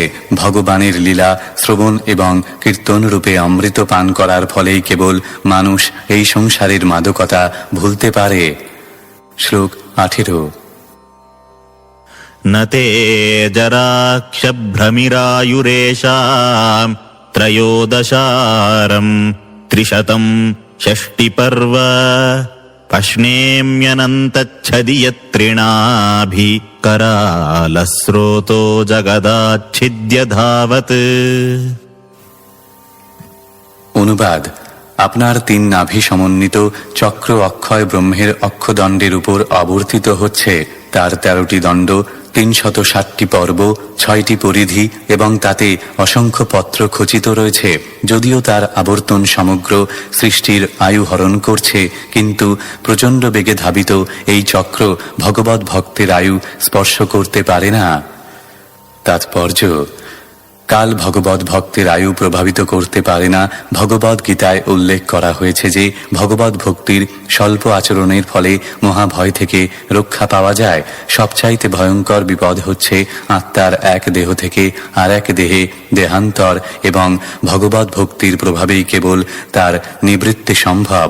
বৈদিক শাস্ত্রে বর্ণনা করা হয়েছে, হরিং বিনা ন স্মৃতিং তরন্তি। ভগবানের কৃপা ব্যতীত জন্ম মৃত্যুর চক্রের নিবৃত্তি সম্ভব নয়। ভগবদ গীতায় উল্লেখ করা হয়েছে যে কেবল ভগবানের কার্যকলাপ, তাঁর আবির্ভাব এবং তিরোভাবের দিব্য প্রকৃতি হৃদয়ঙ্গম করার মাধ্যমেই কেবল জন্ম মৃত্যুর চক্র থেকে মুক্ত হয়ে ভগবানের কাছে ফিরে যাওয়া যায়। কালকে নিমেষ, ঘণ্টা, মাস, বৎসর, ঋতু ইত্যাদি অনেক ভাগে বিভক্ত করা হয়েছে। বৈদিক শাস্ত্রের জ্যোতিষ বিভাগীয় গণনা অনুসারে এই শ্লোকের বিভাগগুলি বর্ণিত হয়েছে। 6টি ঋতু রয়েছে এবং 4 মাস নিয়ে একটি সময় রয়েছে, যাকে বলা হয় চাতুর্মাস্য। এই প্রকার 3টি চাতুর্মাসে 1 বছর হয়। বৈদিক জ্যোতিষ গণনা অনুসারে 13টি মাস রয়েছে।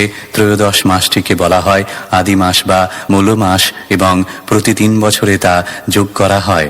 কাল কিন্তু কখনো ভগবত ভক্তের আয়ু স্পর্শ করতে পারে না। অন্য একটি শ্লোকে উল্লেখ করা হয়েছে যে সূর্যের উদয় এবং অস্তের ফলে সমস্ত জীবের আয়ু ক্ষয় হয়, কিন্তু তা ভগবানের প্রেমময়ী সেবায় যুক্ত ভক্তদের আয়ু হরণ করতে পারে না। এখানে কালকে একটি বিরাট চক্রের সঙ্গে তুলনা করা হয়েছে, যার 360টি পর্ব, 6টি ঋতু হচ্ছে তার 6টি পরিধি এবং ক্ষণরূপে তাতে অসংখ্য পত্র রয়েছে। এই চক্রটি নিত্য ব্রহ্মরূপ অক্ষের উপর আবর্তিত হচ্ছে। শ্লোক 19। एकस्वयं सञ्जगतः सिसृक्षया द्वितीययात्मन्नधियोगमायया सृजस्यदः पासि पुनर्ग्रसिष्यसे यथोर्ननाभिर्भगवन् स्वशक्तिभिः। অনুবাদ: হে ভগবান, আপনি একলাই ব্রহ্মাণ্ড সমূহ সৃষ্টি করেন। হে পরমেশ্বর, এই জগৎ সৃষ্টি করার বাসনায় আপনার অন্তরঙ্গা তথা দ্বিতীয়া শক্তি যোগমায়ার অধীনস্থ শক্তির দ্বারা আপনি তাদের সৃষ্টি করেন, পালন করেন এবং পুনরায় বিনাশ করেন, ঠিক যেমন একটি উর্ণ নাভুতার শক্তির দ্বারা জাল বুনে এবং পুনরায় তা গ্রাস করে। তাৎপর্য: এই শ্লোকে দুইটি গুরুত্বপূর্ণ শব্দ নির্বিশেষবাদীদের সবকিছুই ঈশ্বর হওয়ার সিদ্ধান্ত নিরস্ত করে। এখানে কর্দম মুনি বলেছেন, হে পরমেশ্বর ভগবান, আপনি একা, কিন্তু আপনার বহু শক্তি রয়েছে। এখানে উর্ণ নাভের দৃষ্টান্তটি অত্যন্ত তাৎপর্যপূর্ণ। উর্ণ নাভ একটি স্বতন্ত্র জীব এবং তার শক্তির দ্বারা সে জাল বুনে তাতে খেলা করে এবং তারপর তার ইচ্ছা অনুসারে তার খেলা সংবরণ করে জালটি গুটিয়ে নেয়। মাকড়সাটি যখন তার লালা দিয়ে জালটি তৈরি করে তখন সে নির্বিশেষ হয়ে যায় না। তেমনি জরা এবং পরা প্রকৃতির সৃষ্টি এবং প্রকাশের দ্বারা সৃষ্টিকর্তা নির্বিশেষ হয়ে যান না। এই প্রার্থনাটি ইঙ্গিত করে যে ভগবান সচেতন এবং তিনি তার ভক্তের প্রার্থনা শোনেন এবং তা পূর্ণ করেন। তাই তিনি সচ্চিদানন্দ বিগ্রহ, অর্থাৎ তার রূপ আনন্দময়, জ্ঞানময় এবং নিত্য। শ্লোক 20। नैतद्बताधीशपदं तवेप्सितं यन्मायया नस्तनुषे भूतसूक्ष्मम् अनुग्रहायास्त्वपि यर्हि मायया लसत्तुलस्या भगवान् विलक्षितः। অনুবাদ: হে ভগবান, আপনার ইচ্ছা না থাকলেও কেবল আমাদের ইন্দ্রিয় তৃপ্তির জন্য আপনি স্থূল এবং সূক্ষ্ম উপাদান সমন্বিত এই জগৎ সৃষ্টি করেন। আপনার অহেতুকী কৃপা আমাদের উপর বর্ষিত হোক, কেননা তুলসী পত্রের মালায় শোভিত আপনার শাশ্বত রূপে আপনি আমাদের সম্মুখে প্রকাশিত হয়েছেন। তাৎপর্য: এখানে স্পষ্টভাবে উল্লেখ করা হয়েছে যে ভগবান স্বেচ্ছায় এই জড়জগৎ সৃষ্টি করেননি, তার বহিরঙ্গা শক্তির দ্বারা তা সৃষ্টি হয়েছে। কেননা বদ্ধ জীবেরা তা উপভোগ করতে চেয়েছে। যারা ইন্দ্রিয় সুখভোগের পরিবর্তে নিরন্তর কৃষ্ণ ভাবনায় ভাবিত হয়ে ভগবানের প্রেমময় সেবায় যুক্ত থাকতে চান, তাদের জন্য এই জড়জগতের সৃষ্টি হয়নি। তাদের জন্য চিন্ময় জগৎ নিত্য বিরাজমান এবং তারা সেখানে আনন্দ উপভোগ করেন। শ্রীমদ্ ভাগবতের অন্যত্র উল্লেখ করা হয়েছে যে যারা পরমেশ্বর ভগবানের শ্রীপাদপদ্মের আশ্রয় গ্রহণ করেছেন তাদের জন্য এই জড়জগৎ নিরর্থক, কেননা এই জড়জগৎ প্রতি পদক্ষেপে বিপদে পূর্ণ। এই জড়জগৎ ভক্তদের জন্য নয়, কিন্তু যারা নিজেদের দায়িত্বে এই জড়া প্রকৃতির উপর আধিপত্য করতে চায় তাদের জন্য। কৃষ্ণ এতই কৃপাময় যে তিনি ইন্দ্রিয় সুখভোগের অভিলাষী জীবেদের জন্য আরেকটি জগৎ সৃষ্টি করেন, যেখানে তারা তাদের ইচ্ছা অনুসারে তা উপভোগ করতে পারে এবং তা সত্ত্বেও তিনি তাঁর স্বরূপে সেখানে আবির্ভূত হন। ভগবান অনিচ্ছাকৃতভাবে এই জড়জগৎ সৃষ্টি করেন, কিন্তু তাঁর স্বরূপে তিনি অবতরণ করেন, অথবা তাঁর প্রিয় পুত্র কিংবা বিশ্বস্ত সেবক বা ব্যাসদেবের মতো মহাজনকে প্রেরণ করেন জীবেদের উপদেশ দেওয়ার জন্য। ভগবদ্গীতার মাধ্যমে তিনি নিজেও উপদেশ দেন। সৃষ্টির সঙ্গে সঙ্গে প্রচার কার্যও চলতে থাকে, যাতে জড় জগতে দুর্দশা ক্লিষ্ট পথভ্রষ্ট জীবেরা শ্রদ্ধান্বিত হয়ে পুনরায় তাঁর শরণাগত হয়ে তাঁর কাছে ফিরে আসতে পারে। তাই ভগবদ্গীতার শেষ উপদেশ হচ্ছে, এই জড় জগতে তোমার মন গড়া সমস্ত ধর্ম পরিত্যাগ করে আমার শরণাগত হও, তোমার সমস্ত পাপ থেকে আমি তোমাকে মুক্ত করব। শ্লোক 21। त्वं तानुभूत्योपरतक्रियार्थं स्वमायया वर्तितलोकतन्त्रम् नमाम्यभीक्ष्णम् नमनीयपादसरोजमल्पीयसि कामवर्षम्। অনুবাদ: আমি নিরন্তর শরণ গ্রহণের যোগ্য আপনার শ্রীপাদপদ্মে আমার সশ্রদ্ধ প্রণতি নিবেদন করি, কেননা আপনি নগণ্য ব্যক্তিদের উপরও সর্বদা আপনার আশীর্বাদ বর্ষণ করেন। আপনার মায়া শক্তির দ্বারা আপনি এই জড়জগৎ বিস্তার করেছেন, যাতে সমস্ত জীব আপনাকে উপলব্ধি করার মাধ্যমে সকাম কর্ম থেকে বিরক্ত হতে পারে। তাৎপর্য: প্রত্যেকেরই কর্তব্য হচ্ছে পরমেশ্বর ভগবানের প্রতি প্রণতি নিবেদন করে তাঁর সেবায় যুক্ত হওয়া। তা তিনি জড়সুখ ভোগের আকাঙ্ক্ষী হন, মুক্তিকামী হন, কিংবা ভগবানের দিব্য প্রেমময় সেবার অভিলাষী হন, কেননা ভগবান সকলকে তাঁর ঈপ্সিত বর প্রদান করতে পারেন।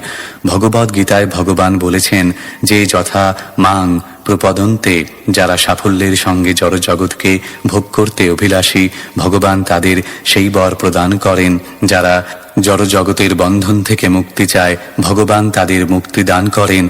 আবার যারা নিরন্তর কৃষ্ণ ভাবনায় ভাবিত হয়ে তাঁর সেবায় যুক্ত হতে চান, তিনি তাদের সেই বর দান করেন। জড়সুখ ভোগের জন্য তিনি বেদে বহু কর্মকাণ্ডীয় যজ্ঞ অনুষ্ঠানের বিধান দিয়েছেন, যাতে মানুষ সেই সমস্ত নির্দেশের অনুসরণ করে স্বর্গলোকে অথবা সম্ভ্রান্ত পরিবারে জন্মগ্রহণ করে জড়সুখ উপভোগ করতে পারে। বেদে এই সমস্ত পন্থার উল্লেখ করা হয়েছে এবং মানুষ এই সুযোগ গ্রহণ করতে পারে। যারা এই জড়জগৎ থেকে মুক্ত হতে চায়, তাদেরও অনুরূপ উপদেশ দেওয়া হয়েছে। মানুষ যতক্ষণ পর্যন্ত জড়সুখ ভোগের প্রতি বিরক্ত না হয়, ততক্ষণ পর্যন্ত তিনি মুক্তির আকাঙ্ক্ষা করতে পারেন না। যারা জড়সুখ ভোগের প্রতি বিরক্ত হয়েছেন, মুক্তি তাদেরই জন্য। তাই বেদান্ত সূত্রে বলা হয়েছে অথাত ব্রহ্ম জিজ্ঞাসা। যারা এই জড়জগতে সুখী হওয়ার চেষ্টা বর্জন করেছেন, তারা পরম তত্ত্ব সম্বন্ধে প্রশ্ন করতে পারেন। যারা পরম তত্ত্ব সম্বন্ধে জানতে চান, তাদের জন্য বেদান্ত সূত্র রয়েছে এবং বেদান্ত সূত্রের প্রকৃত ব্যাখ্যা শ্রীমদ্ ভাগবতেও রয়েছে।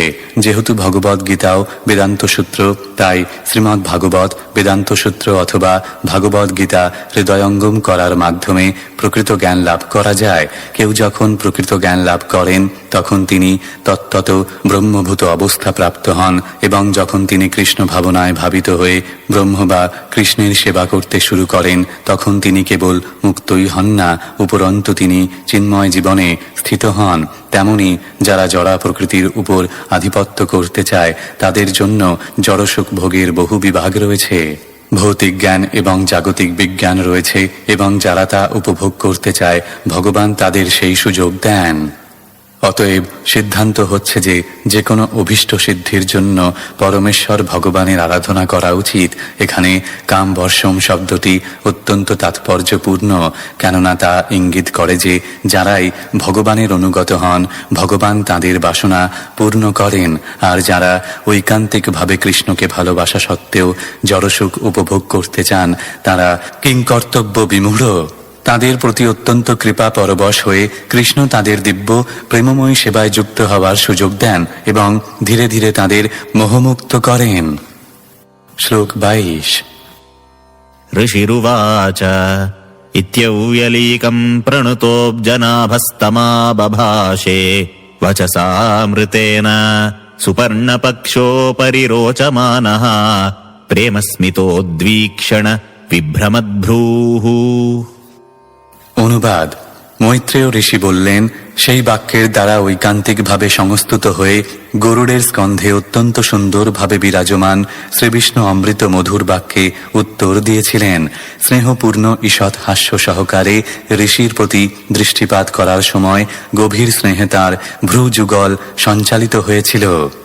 তাৎপর্য: বচসামৃতেন শব্দটি তাৎপর্যপূর্ণ। যখনই ভগবান কিছু বলেন, তিনি চিন্ময় জগৎ থেকে তা বলেন, এই জড় জগৎ থেকে নয়।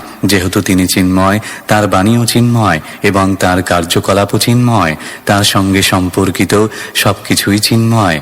অমৃত শব্দটির অর্থ হচ্ছে যার কখনো মৃত্যু হয় না। ভগবানের বাণী এবং কার্যকলাপ মৃত্যুহীন, তাই তা জড়জগতের সৃষ্টি নয়। জড়জগতের শব্দ এবং চিন্ময় জগতের শব্দ সম্পূর্ণরূপে ভিন্ন। চিন্ময় জগতের শব্দ অমৃত মধুর এবং নিত্য, কিন্তু জড়জগতের শব্দ নিরস এবং নশ্বর। হরে কৃষ্ণ মহামন্ত্রের ধ্বনি হরে কৃষ্ণ কৃষ্ণ কৃষ্ণ হরে হরে কীর্তনকারীর উৎসাহ নিরন্তর বর্ধন করে।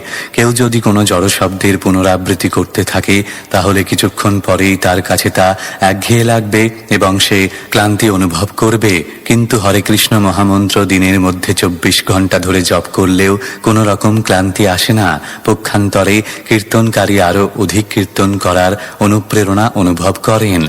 ভগবান যখন কর্দম মুনির প্রশ্নের উত্তর দিয়েছিলেন তখন বচসামৃতেন শব্দটি বিশেষভাবে উল্লেখ করা হয়েছে, কেননা তিনি চিন্ময় জগৎ থেকে তা বলেছিলেন। তিনি চিন্ময় শব্দের দ্বারা উত্তর দিয়েছিলেন এবং তিনি যখন কথা বলছিলেন তখন গভীর স্নেহে তাঁর ভ্রুযুগল সঞ্চালিত হচ্ছিল। ভক্ত যখন ভগবানের মহিমা কীর্তন করেন তখন ভগবান অত্যন্ত প্রসন্ন হন এবং তিনি অকাতরে তাঁর ভক্তের উপর তাঁর দিব্য আশীর্বাদ বর্ষণ করেন, কেননা তিনি তাঁর ভক্তের প্রতি সর্বদাই অহেতুকী কৃপাপরায়ণ।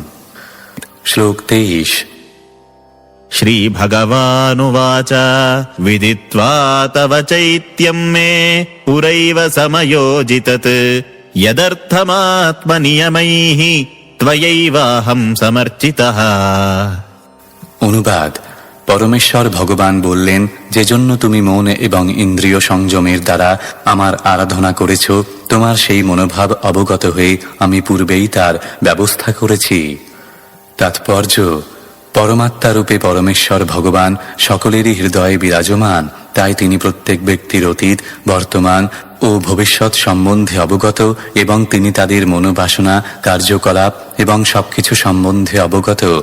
ভগবদ গীতায় উল্লেখ করা হয়েছে যে তিনি সাক্ষীরূপে সকলের হৃদয়ে বিরাজ করেন। পরমেশ্বর ভগবান কর্দম মুনির হৃদয়ের বাসনা সম্বন্ধে অবগত ছিলেন এবং তিনি ইতিমধ্যেই তাঁর সেই বাসনা পূর্ণ করার সমস্ত আয়োজন করে রেখেছিলেন। তিনি তাঁর ঐকান্তিক ভক্তকে কখনো নিরাশ করেন না, তা তিনি যাই চান না কেন, কিন্তু সেই সঙ্গে তাঁর ভক্তিপথের প্রতিবন্ধক কোনো বিষয়কেই তিনি কখনো অনুমোদন করেন না। শ্লোক 24। न वै जातुमृषैव स्यात् प्रजाध्यक्षमदर्हणम् भवद्विधेष्वतितराम् मयि सङ्गृभीतात्मनाम्। অনুবাদ। ভগবান বললেন, হে জীবাধ্যক্ষ ঋষি, যারা আমার আরাধনার দ্বারা ভক্তি সহকারে আমার সেবা করে, বিশেষ করে তোমার মতো ব্যক্তিরা যারা তাদের সর্বস্ব আমাকে অর্পণ করেছে, তাদের নিরাশ হওয়ার কোনো প্রশ্নই ওঠে না। তাৎপর্য: যিনি ভগবানের সেবায় যুক্ত হয়েছেন তার যদি কোনো বাসনা থেকেও থাকে তা কখনো নিরাশ হয় না। যারা তাঁর সেবায় যুক্ত তাদের বলা হয় সকাম এবং অকাম। যারা জড়সুখ ভোগের বাসনা নিয়ে পরমেশ্বর ভগবানের শরণাগত হন তাদের বলা হয় সকাম, আর জড় ইন্দ্রিয় সুখ ভোগের বাসনা রহিত যে সমস্ত ভক্ত স্বতঃস্ফূর্ত প্রেমে কেবল ভগবানেরই সেবা করেন তাদের বলা হয় অকাম। সকাম ভক্তদের 4টি ভাগে ভাগ করা যায়: আর্ত, অর্থার্থী, জিজ্ঞাসু এবং জ্ঞানী। দেহের অথবা মনের ক্লেশের জন্য কেউ ভগবানের আরাধনা করেন, কেউ আবার অর্থ লাভের জন্য ভগবানের আরাধনা করেন। অন্য কেউ তাকে যথাযথভাবে জানবার জন্য জিজ্ঞাসু হয়ে তাঁর আরাধনা করেন এবং অন্য আর কেউ দার্শনিকের মতো গবেষণালব্ধ জ্ঞানের দ্বারা তাকে জানতে চান। এই 4 শ্রেণীর ব্যক্তিরাই কখনো নিরাশ হন না। তাদের আরাধনা অনুসারে তারা অভীষ্ট ফল লাভ করেন। শ্লোক 25। प्रजापतिसुतः सम्राण्मनुर्विख्यातमङ्गलः ब्रह्मावर्तम्योऽधिवसन् शास्ति सप्तार्णवां महीम्। অনুবাদ। ব্রহ্মার পুত্র সম্রাট স্বয়ম্ভুব মনু, যিনি তার ধর্ম আচরণের জন্য অত্যন্ত বিখ্যাত, তিনি ব্রহ্মাবর্তে অবস্থান করে সপ্তসাগর সমন্বিতা এই পৃথিবী শাসন করছেন। তাৎপর্য: কখনো কখনো বলা হয় যে ব্রহ্মাবর্ত হচ্ছে কুরুক্ষেত্রের একটি অংশ অথবা কুরুক্ষেত্র ব্রহ্মাবর্তে অবস্থিত, কেননা কুরুক্ষেত্রে দেবতাদের পারমার্থিক কার্যকলাপ অনুষ্ঠান করার নির্দেশ দেওয়া হয়েছে। কিন্তু অন্য মতে ব্রহ্মাবর্ত হচ্ছে ব্রহ্মলোকের একটি স্থান, যেখানে স্বয়ংভুব মনু শাসন করেছিলেন।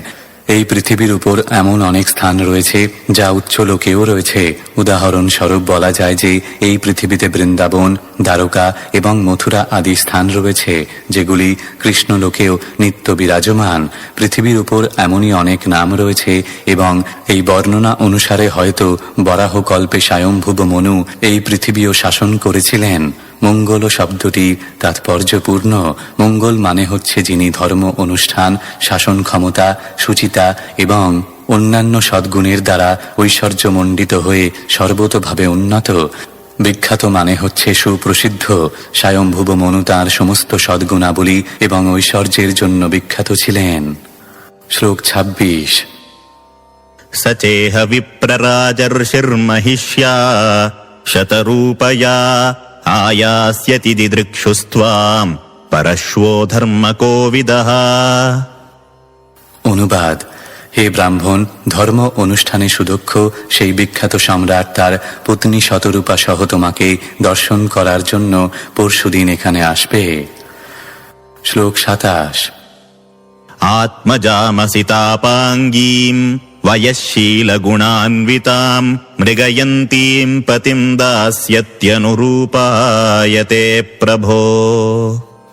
অনুবাদ: তার একবয়ঃপ্রাপ্তা সুন্দর স্বভাব এবং সদ্গুণাবলী সমন্বিতা কৃষ্ণ নয়না কন্যা রয়েছে। সে তার উপযুক্ত পতির অন্বেষণ করছে। হে মহোদয়, তার পিতা মাতা সর্বতোভাবে তার যোগ্য প্রার্থী তোমার হস্তে তাদের কন্যাকে তোমার পত্নী রূপে অর্পণ করার জন্য তোমাকে দর্শন করতে আসবে।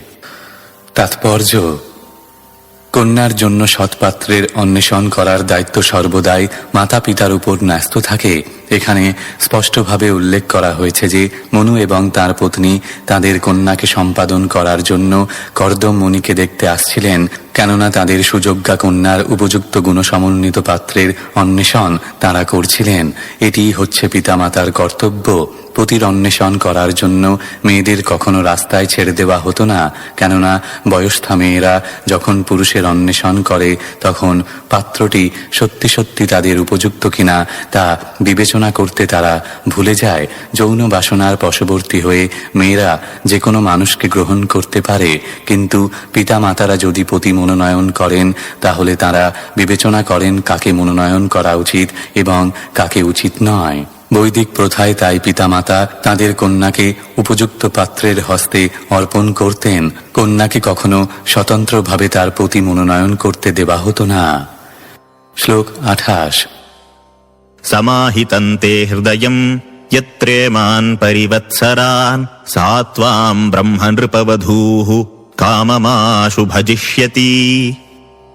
অনুবাদ: হে পবিত্র ঋষি, তুমি এত বছর ধরে যার কথা তোমার হৃদয়ে চিন্তা করেছ সেই রাজকুমারী ঠিক সেই রকমই হবে। অচিরেই সে তোমার হবে এবং পূর্ণ তৃপ্তি সম্পাদন পূর্বক তোমার সেবা করবে।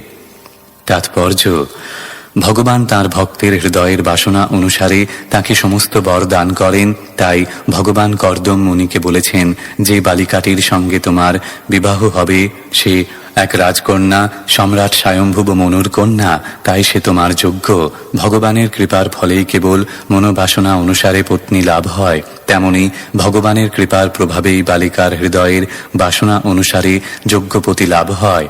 তাই বলা হয় যে আমরা যদি আমাদের জড়জাগতিক সমস্ত কার্যকলাপ সম্পাদনের ব্যাপারে পরমেশ্বর ভগবানের কাছে প্রার্থনা করি, তাহলে সবকিছুই আমাদের হৃদয়ের বাসনা অনুসারে অত্যন্ত সুন্দরভাবে সম্পন্ন হবে। পক্ষান্তরে বলা যায়, সমস্ত অবস্থাতেই আমাদের অবশ্যই ভগবানের আশ্রয় গ্রহণ করতে হবে এবং সম্পূর্ণরূপে তাঁর সিদ্ধান্তের উপর নির্ভর করতে হবে।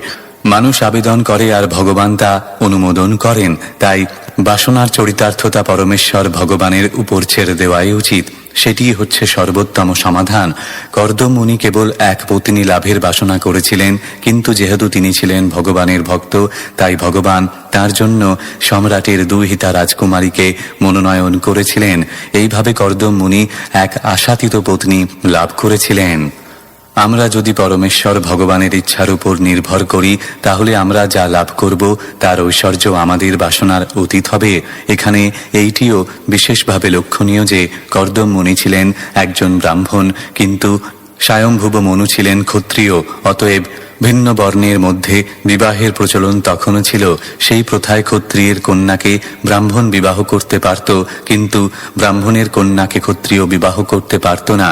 বৈদিক ইতিহাসে আমরা দেখতে পাই যে শুক্রাচার্য মহারাজ যজাতিকে তাঁর কন্যা দান করেছিলেন, কিন্তু রাজা ব্রাহ্মণের কন্যাকে বিবাহ করতে অস্বীকার করেন। ব্রাহ্মণের বিশেষ অনুমতির ফলেই কেবল তাঁরা বিবাহ করতে পেরেছিলেন। তাই পুরাকালে লক্ষ লক্ষ বছর আগে ভিন্ন বর্ণের মধ্যে বিবাহের প্রথা বর্জিত ছিল না, তবে তা সামাজিক প্রথার দ্বারা নিয়ন্ত্রিত হতো। শ্লোক 29। यात आत्मभृतं वीर्यं नवधा प्रसविष्यति वीर्ये त्वदीये ऋषय आधास्यन्त्यञ्जसात्मनः। অনুবাদ: তোমার বীর্য ধারণ করে সে 9টি কন্যা প্রসব করবে এবং তোমার সেই কন্যাদের মাধ্যমে ঋষিরা সন্তান উৎপাদন করবেন। শ্লোক 30। त्वञ्च सम्यगनुष्ठाय निदेशं उषत्तमः मयि तीर्थीकृताशेषक्रियार्थो मां प्रयत्स्यसे।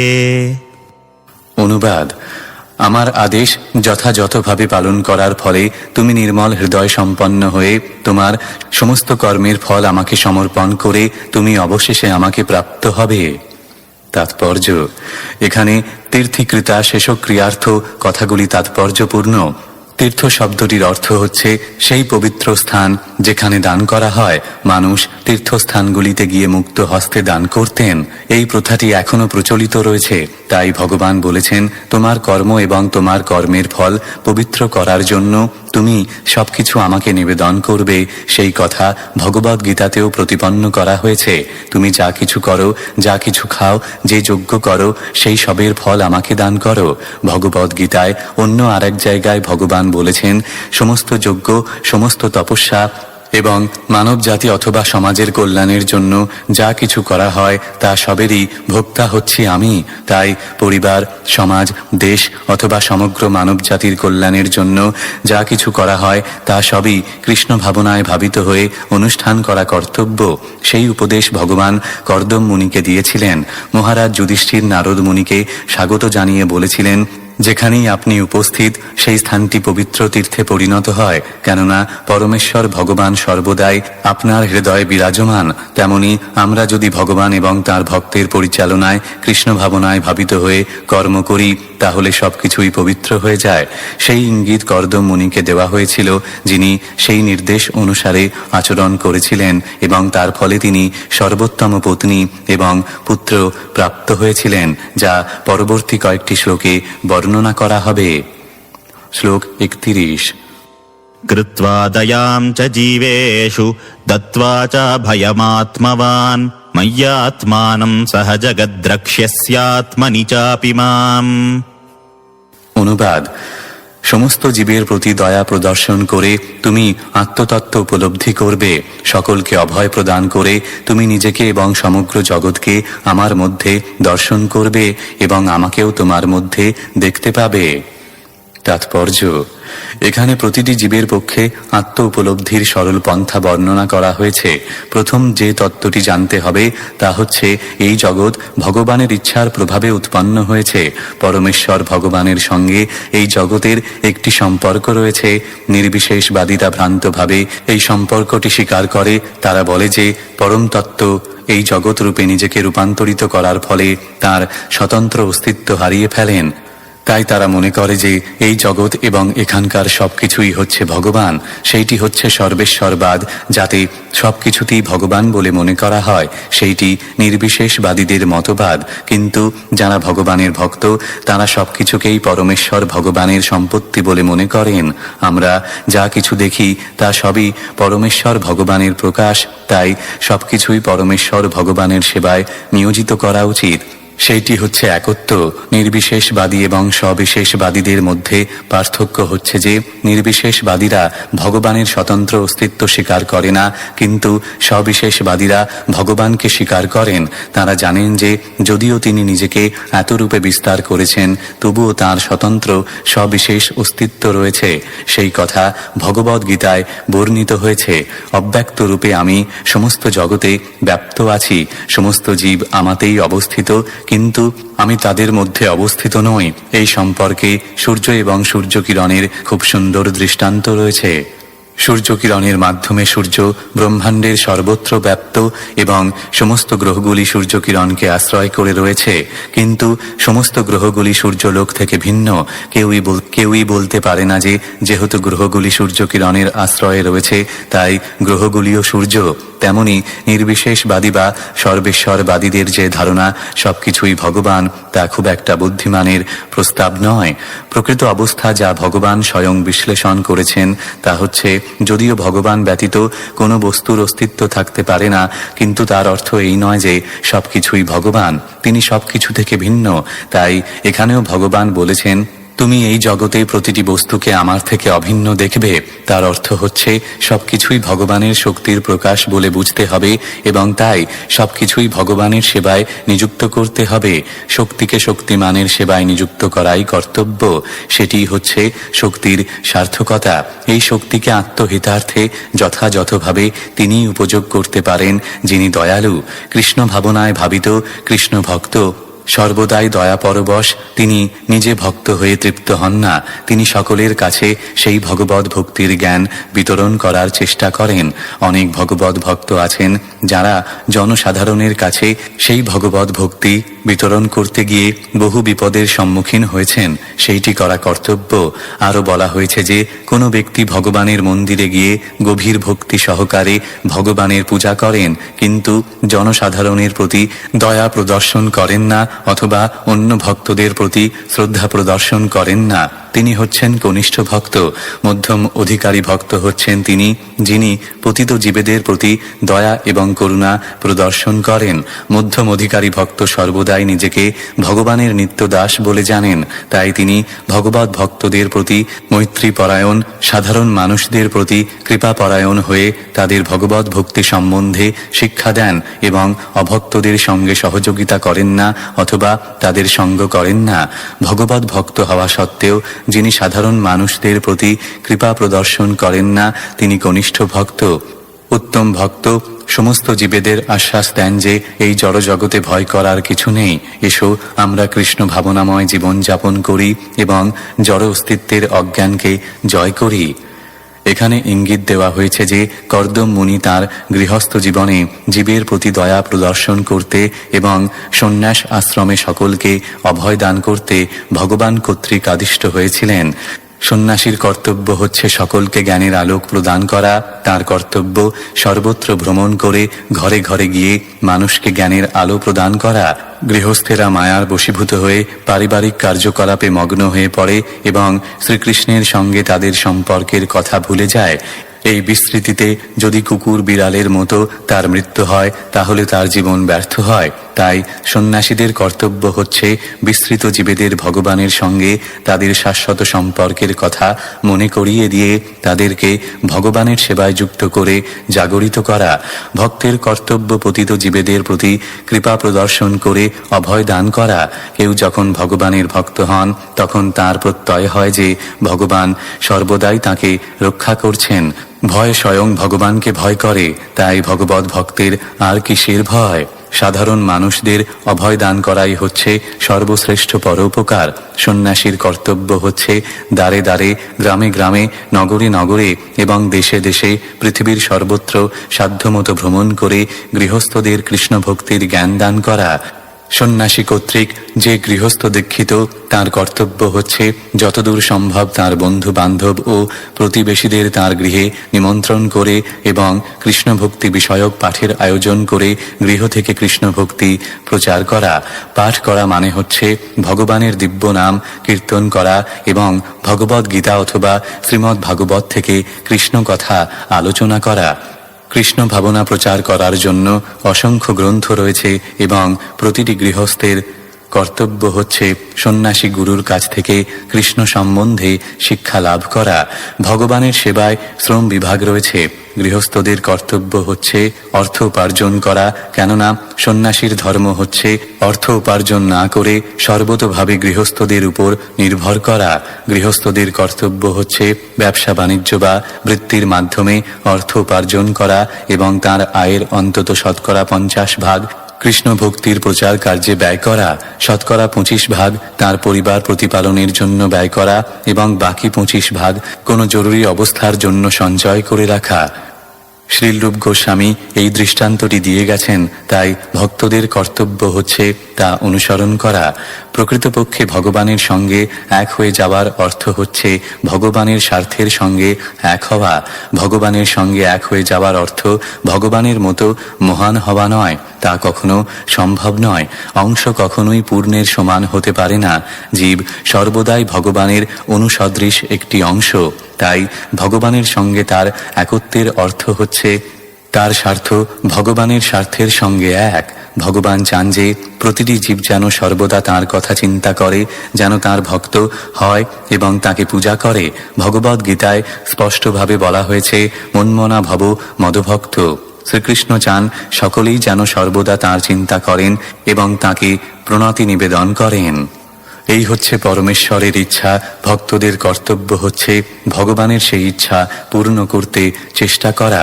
ভগবান যেহেতু অসীম, তাই তাঁর ইচ্ছাও অসীম, তার কোনো সমাপ্তি নেই এবং তাই ভক্তের সেবাও অসীম।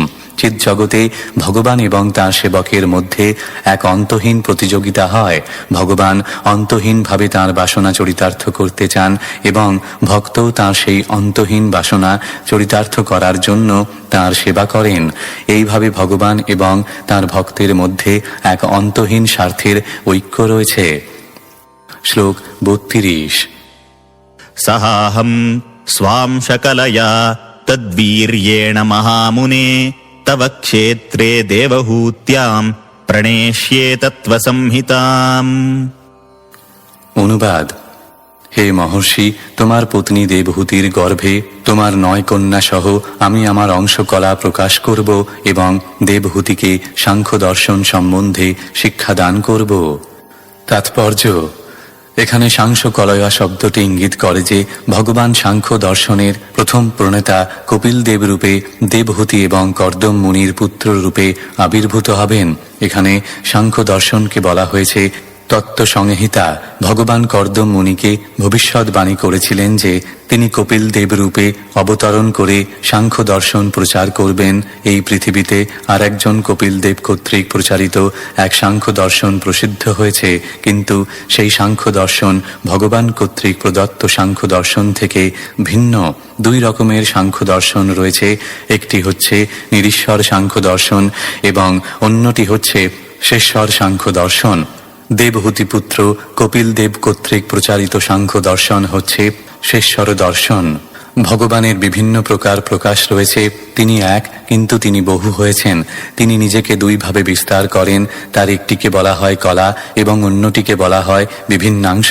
সাধারণ জীবেরা তাঁর বিভিন্নাংশ এবং বামন, গোবিন্দ, নারায়ণ, প্রদ্যুম্ন, বাসুদেব ও অনন্ত আদি তাঁর অসংখ্য বিষ্ণু তত্ত্বের প্রকাশদের বলা হয় সাংস্যকলা। সাংস্য শব্দটির অর্থ হচ্ছে সরাসরিভাবে ভগবানের প্রকাশ, আর কলা মানে হচ্ছে ভগবানের অংশের অংশ। বলদেব শ্রীকৃষ্ণের অংশ এবং বলদেব থেকে পরবর্তী প্রকাশ হয়েছেন শঙ্কর্ষণ, তাই শঙ্কর্ষণ হচ্ছেন কলা, কিন্তু বলদেব হচ্ছেন সাংস। তবে তাদের মধ্যে কোনো পার্থক্য নেই, তা ব্রহ্ম সংহিতায় অধ্যায় 5 শ্লোক 46। দীপার্চিরের হি দশান্তরম ভূপেত্ত। একটি দ্বীপ থেকে যেমন আরেকটি দ্বীপ জ্বালানো যায়, এবং সেই দ্বিতীয় দ্বীপটি থেকে তৃতীয় ও তারপর চতুর্থ, এবং এইভাবে হাজার হাজার দ্বীপ জ্বালানো যায়, কিন্তু কোনো দ্বীপই কিরণ বিতরণের ক্ষেত্রে অন্যটির থেকে নিকৃষ্ট নয়। প্রতিটি দ্বীপেরই পূর্ণ কিরণ বিতরণের শক্তি রয়েছে, কিন্তু তা সত্ত্বেও প্রথম, দ্বিতীয়, তৃতীয় এবং চতুর্থ এইভাবে দ্বীপগুলির মধ্যে পার্থক্য রয়েছে। তেমনি ভগবানের সাংস এবং কলার মধ্যে কোনো পার্থক্য নেই। ভগবানের নামসমূহ ঠিক এইভাবে বিবেচনা করা হয়েছে। যেহেতু ভগবান হচ্ছেন পরম, তাই তার নাম, রূপ, লীলা, পরিকর এবং তার গুণ সবই সমশক্তি সম্পন্ন। চিৎ জগতে শ্রীকৃষ্ণের নাম চিন্ময় ধ্বনিরূপে শ্রীকৃষ্ণের প্রকাশ। তার নাম, রূপ, গুণ ইত্যাদির মধ্যে কোনো শক্তিগত পার্থক্য নেই। আমরা যদি ভগবানের নাম হরে কৃষ্ণ কীর্তন করি, তা ভগবানেরই মতো শক্তি সমন্বিত। আমাদের আরাধ্য ভগবানের রূপ এবং মন্দিরে ভগবানের শ্রীবিগ্রহের মধ্যে শক্তিগত কোনো পার্থক্য নেই। কখনো মনে করা উচিত নয় যে ভগবানের মূর্তি বা পুতুল পুজো করা হচ্ছে, যদিও অন্যেরা সেইটিকে একটি সাধারণ মূর্তি বলে মনে করতে পারে। যেহেতু শক্তিগতভাবে তাদের মধ্যে কোনো পার্থক্য নেই, তাই ভগবানের শ্রীবিগ্রহ এবং স্বয়ং ভগবানকে পূজা করার ফল একই। এইটি হচ্ছে কৃষ্ণ ভাবনামৃতের বিজ্ঞান। শ্লোক 33। मैत्रेय उवाच एवं तमनुभाष्याथ भगवान् प्रत्यगक्षजः जगाम बिन्दुसरसः सरस्वत्या परिश्रितात्। অনুবাদ। মৈত্রেয় ঋষি বলতে লাগলেন, এইভাবে কর্দম মুনিকে উপদেশ দিয়ে কেবল কৃষ্ণ ভক্তি পরায়ণ ব্যক্তির নয়নগোচর পরমেশ্বর ভগবান সরস্বতী নদী বেষ্টিত বিন্দু সরোবর থেকে অন্তর্হিত হলেন। তাৎপর্য। এই শ্লোকে প্রত্যজ্ঞ খজ শব্দটি অত্যন্ত তাৎপর্যপূর্ণ। ভগবান যদিও জড় ইন্দ্রিয়ের অগোচর, তবুও তাকে দেখা যায়। এই উক্তিটি পরস্পর বিরোধী বলে মনে হয়। আমাদের জড় ইন্দ্রিয় রয়েছে, কিন্তু ভগবানকে আমরা কিভাবে দেখতে পারি? তাকে বলা হয় অদক্ষজ, অর্থাৎ তিনি জড় ইন্দ্রিয়ের অগোচর। অক্ষজ শব্দটির অর্থ হচ্ছে জড় ইন্দ্রিয়ের দ্বারা উপলব্ধ জ্ঞান। ভগবান যেহেতু আমাদের জড় ইন্দ্রিয়ের জল্পনা কল্পনার উপলব্ধ বস্তু নন, তাই তার আরেকটি নাম হচ্ছে অজিত। তিনি সকলকে জয় করতে পারেন, কিন্তু কেউ তাকে জয় করতে পারে না। তাহলে কি অর্থ দাঁড়ায়? তা সত্ত্বেও কি তাকে দেখা যায়? তার বিশ্লেষণ করে বলা হয়েছে যে শ্রীকৃষ্ণের অপ্রাকৃত নাম কেউ শুনতে পারে না, তার অপ্রাকৃত রূপ কেউ দেখতে পারে না, এবং তার চিন্ময় লীলা বিলাস কেউ হৃদয়ঙ্গম করতে পারে না। তা কখনোই সম্ভব নয়। তাহলে কিভাবে তাকে দেখা যায় এবং বোঝা যায়? কেউ যখন ভগবত ভক্তির শিক্ষা লাভ করে তার সেবা করেন, তখন ধীরে ধীরে তার ইন্দ্রিয় সমূহ জড় কলুষ থেকে মুক্ত হয়। ইন্দ্রিয়গুলি যখন এইভাবে পবিত্র হয়, তখন তাকে দেখা যায়, তাকে বোঝা যায় এবং তার কথা শোনা যায়। জড় ইন্দ্রিয়ের পবিত্রীকরণ এবং ভগবান শ্রীকৃষ্ণের অপ্রাকৃত নাম, রূপ এবং গুণের অনুভবকে একটি শব্দে সংযোজিত করে এখানে প্রত্যগ খজ শব্দটি ব্যবহার করা হয়েছে। শ্লোক 34। निरीक्षितस्तस्य ययावशेष सिद्धेश्वराभिष्टुत सिद्धमार्गः आकर्णयन् पत्ररथेन्द्रपक्षैरुच्चारितम् स्तोममुदीर्णसामा। অনুবাদ। কর্দম ঋষি দেখতে লাগলেন মহান মুক্ত পুরুষেরাও যে পথের বন্দনা করেন, সেই বৈকুণ্ঠ মার্গে ভগবান অন্তর্হিত হলেন। তিনি দাঁড়িয়ে থেকে শ্রবণ করলেন। ভগবানের বাহন গরুড় যখন তাকে নিয়ে উড়ে যাচ্ছিলেন, তখন তার পক্ষ সঞ্চালনের ফলে সামবেদের মন্ত্রসমূহ স্পন্দিত হচ্ছিল। তাৎপর্য। বৈদিক শাস্ত্রে উল্লেখ করা হয়েছে যে ভগবানের বাহন অপ্রাকৃত পক্ষী গরুড়ের দুইটি পাখা হচ্ছে বৃহৎ এবং রথান্তর নামক সামবেদের দুটি বিভাগ। গরুড় ভগবানের বাহন, তাই তাকে সমস্ত বাহনদের মধ্যে অপ্রাকৃত রাজপুত্র বলে বিবেচনা করা হয়। তার দুইটি পক্ষের দ্বারা গরুড় সামবেদ স্পন্দিত করেন, যা ভগবানের সন্তুষ্টি বিধানের জন্য মহর্ষিরা গেয়ে থাকেন। ব্রহ্মা, শিব, গরুড় এবং অন্যান্য দেবতাদের দ্বারা নির্বাচিত শ্লোকের মাধ্যমে ভগবান পূজিত হন এবং মহান ঋষিগণ উপনিষদ ও সামদেব প্রভৃতি বৈদিক মন্ত্রের দ্বারা তাঁর আরাধনা করেন। ভগবানের এক মহান ভক্ত গরুড় যখন তার পক্ষ সঞ্চালন করেন, তখন ভগবানের ভক্তেরা আপনা থেকেই সামবেদের মন্ত্রের উচ্চারণ শ্রবণ করেন। এখানে স্পষ্টভাবে উল্লেখ করা হয়েছে যে গরুড় যে পথে ভগবানকে বৈকুণ্ঠ লোকে নিয়ে যাচ্ছিলেন, মহর্ষি কর্দম সেই পথের দিকে তাকিয়েছিলেন। এর থেকে প্রতিপন্ন হয় যে ভগবান চিৎজগতে তাঁর ধাম বৈকুণ্ঠ থেকে গরুড় কর্তৃক বাহিত হয়ে এই জগতে অবতরণ করেন। এই বৈকুণ্ঠ মার্গ কোনো সাধারণ পরমার্থবাদীদের দ্বারা পূজিত হয় না। কেবল যারা জড়জগতের বন্ধন থেকে ইতিমধ্যেই মুক্ত হয়েছেন তারাই ভগবানের ভক্ত হতে পারেন। যারা জড়জগতের বন্ধন থেকে মুক্ত হয়নি তারা চিন্ময় ভগবত ভক্তির তত্ত্ব হৃদয়ঙ্গম করতে পারে না। ভগবদ গীতায় স্পষ্টভাবে উল্লেখ করা হয়েছে, যত তামপি সিদ্ধানাম, বহু ব্যক্তি জড়জগতের বন্ধন থেকে মুক্তি লাভের আশায় সিদ্ধি লাভের চেষ্টা করেন এবং তাদের মধ্যে যারা ইতিমধ্যেই মুক্ত হয়েছেন তাদের বলা হয় ব্রহ্মভূত বা সিদ্ধ।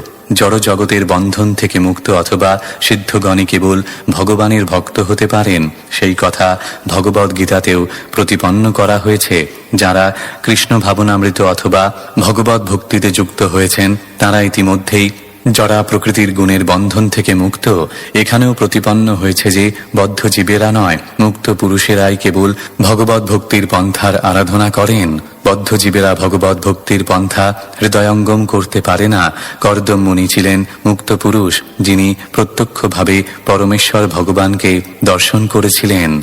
তিনি যে মুক্ত ছিলেন সেই সম্বন্ধে কোনো সন্দেহই নেই এবং তার ফলে তিনি দেখতে পেয়েছিলেন গরুড় কিভাবে বৈকুণ্ঠ মার্গে ভগবানকে বহন করে নিয়ে যাচ্ছিলেন এবং তার পক্ষ সঞ্চালনের ফলে কিভাবে সামবেদের সারাতিসার হরে কৃষ্ণ মহামন্ত্র স্পন্দিত হচ্ছিল তাও তিনি শ্রবণ করেছিলেন। শ্লোক 35। अथ सम्प्रस्थिते शुक्ले कर्दमो भगवान् ऋषिः आस्ते स्म बिन्दुसरसि तं कालं प्रतिपालयन्। অনুবাদ। তারপর ভগবানের অন্তর্ধানের পর পূজনীয় কর্দম মুনি বিন্দু সরোবরের তীরে ভগবান যে কথা বলেছিলেন তার প্রতীক্ষা করে অবস্থান করেছিলেন। শ্লোক 36। मनुष्यन्दनमास्थाय शातकौम्भपरिच्छदम् आरोप्य स्वां दुहितरं सभार्यः पर्यटन्महीम्। অনুবাদ।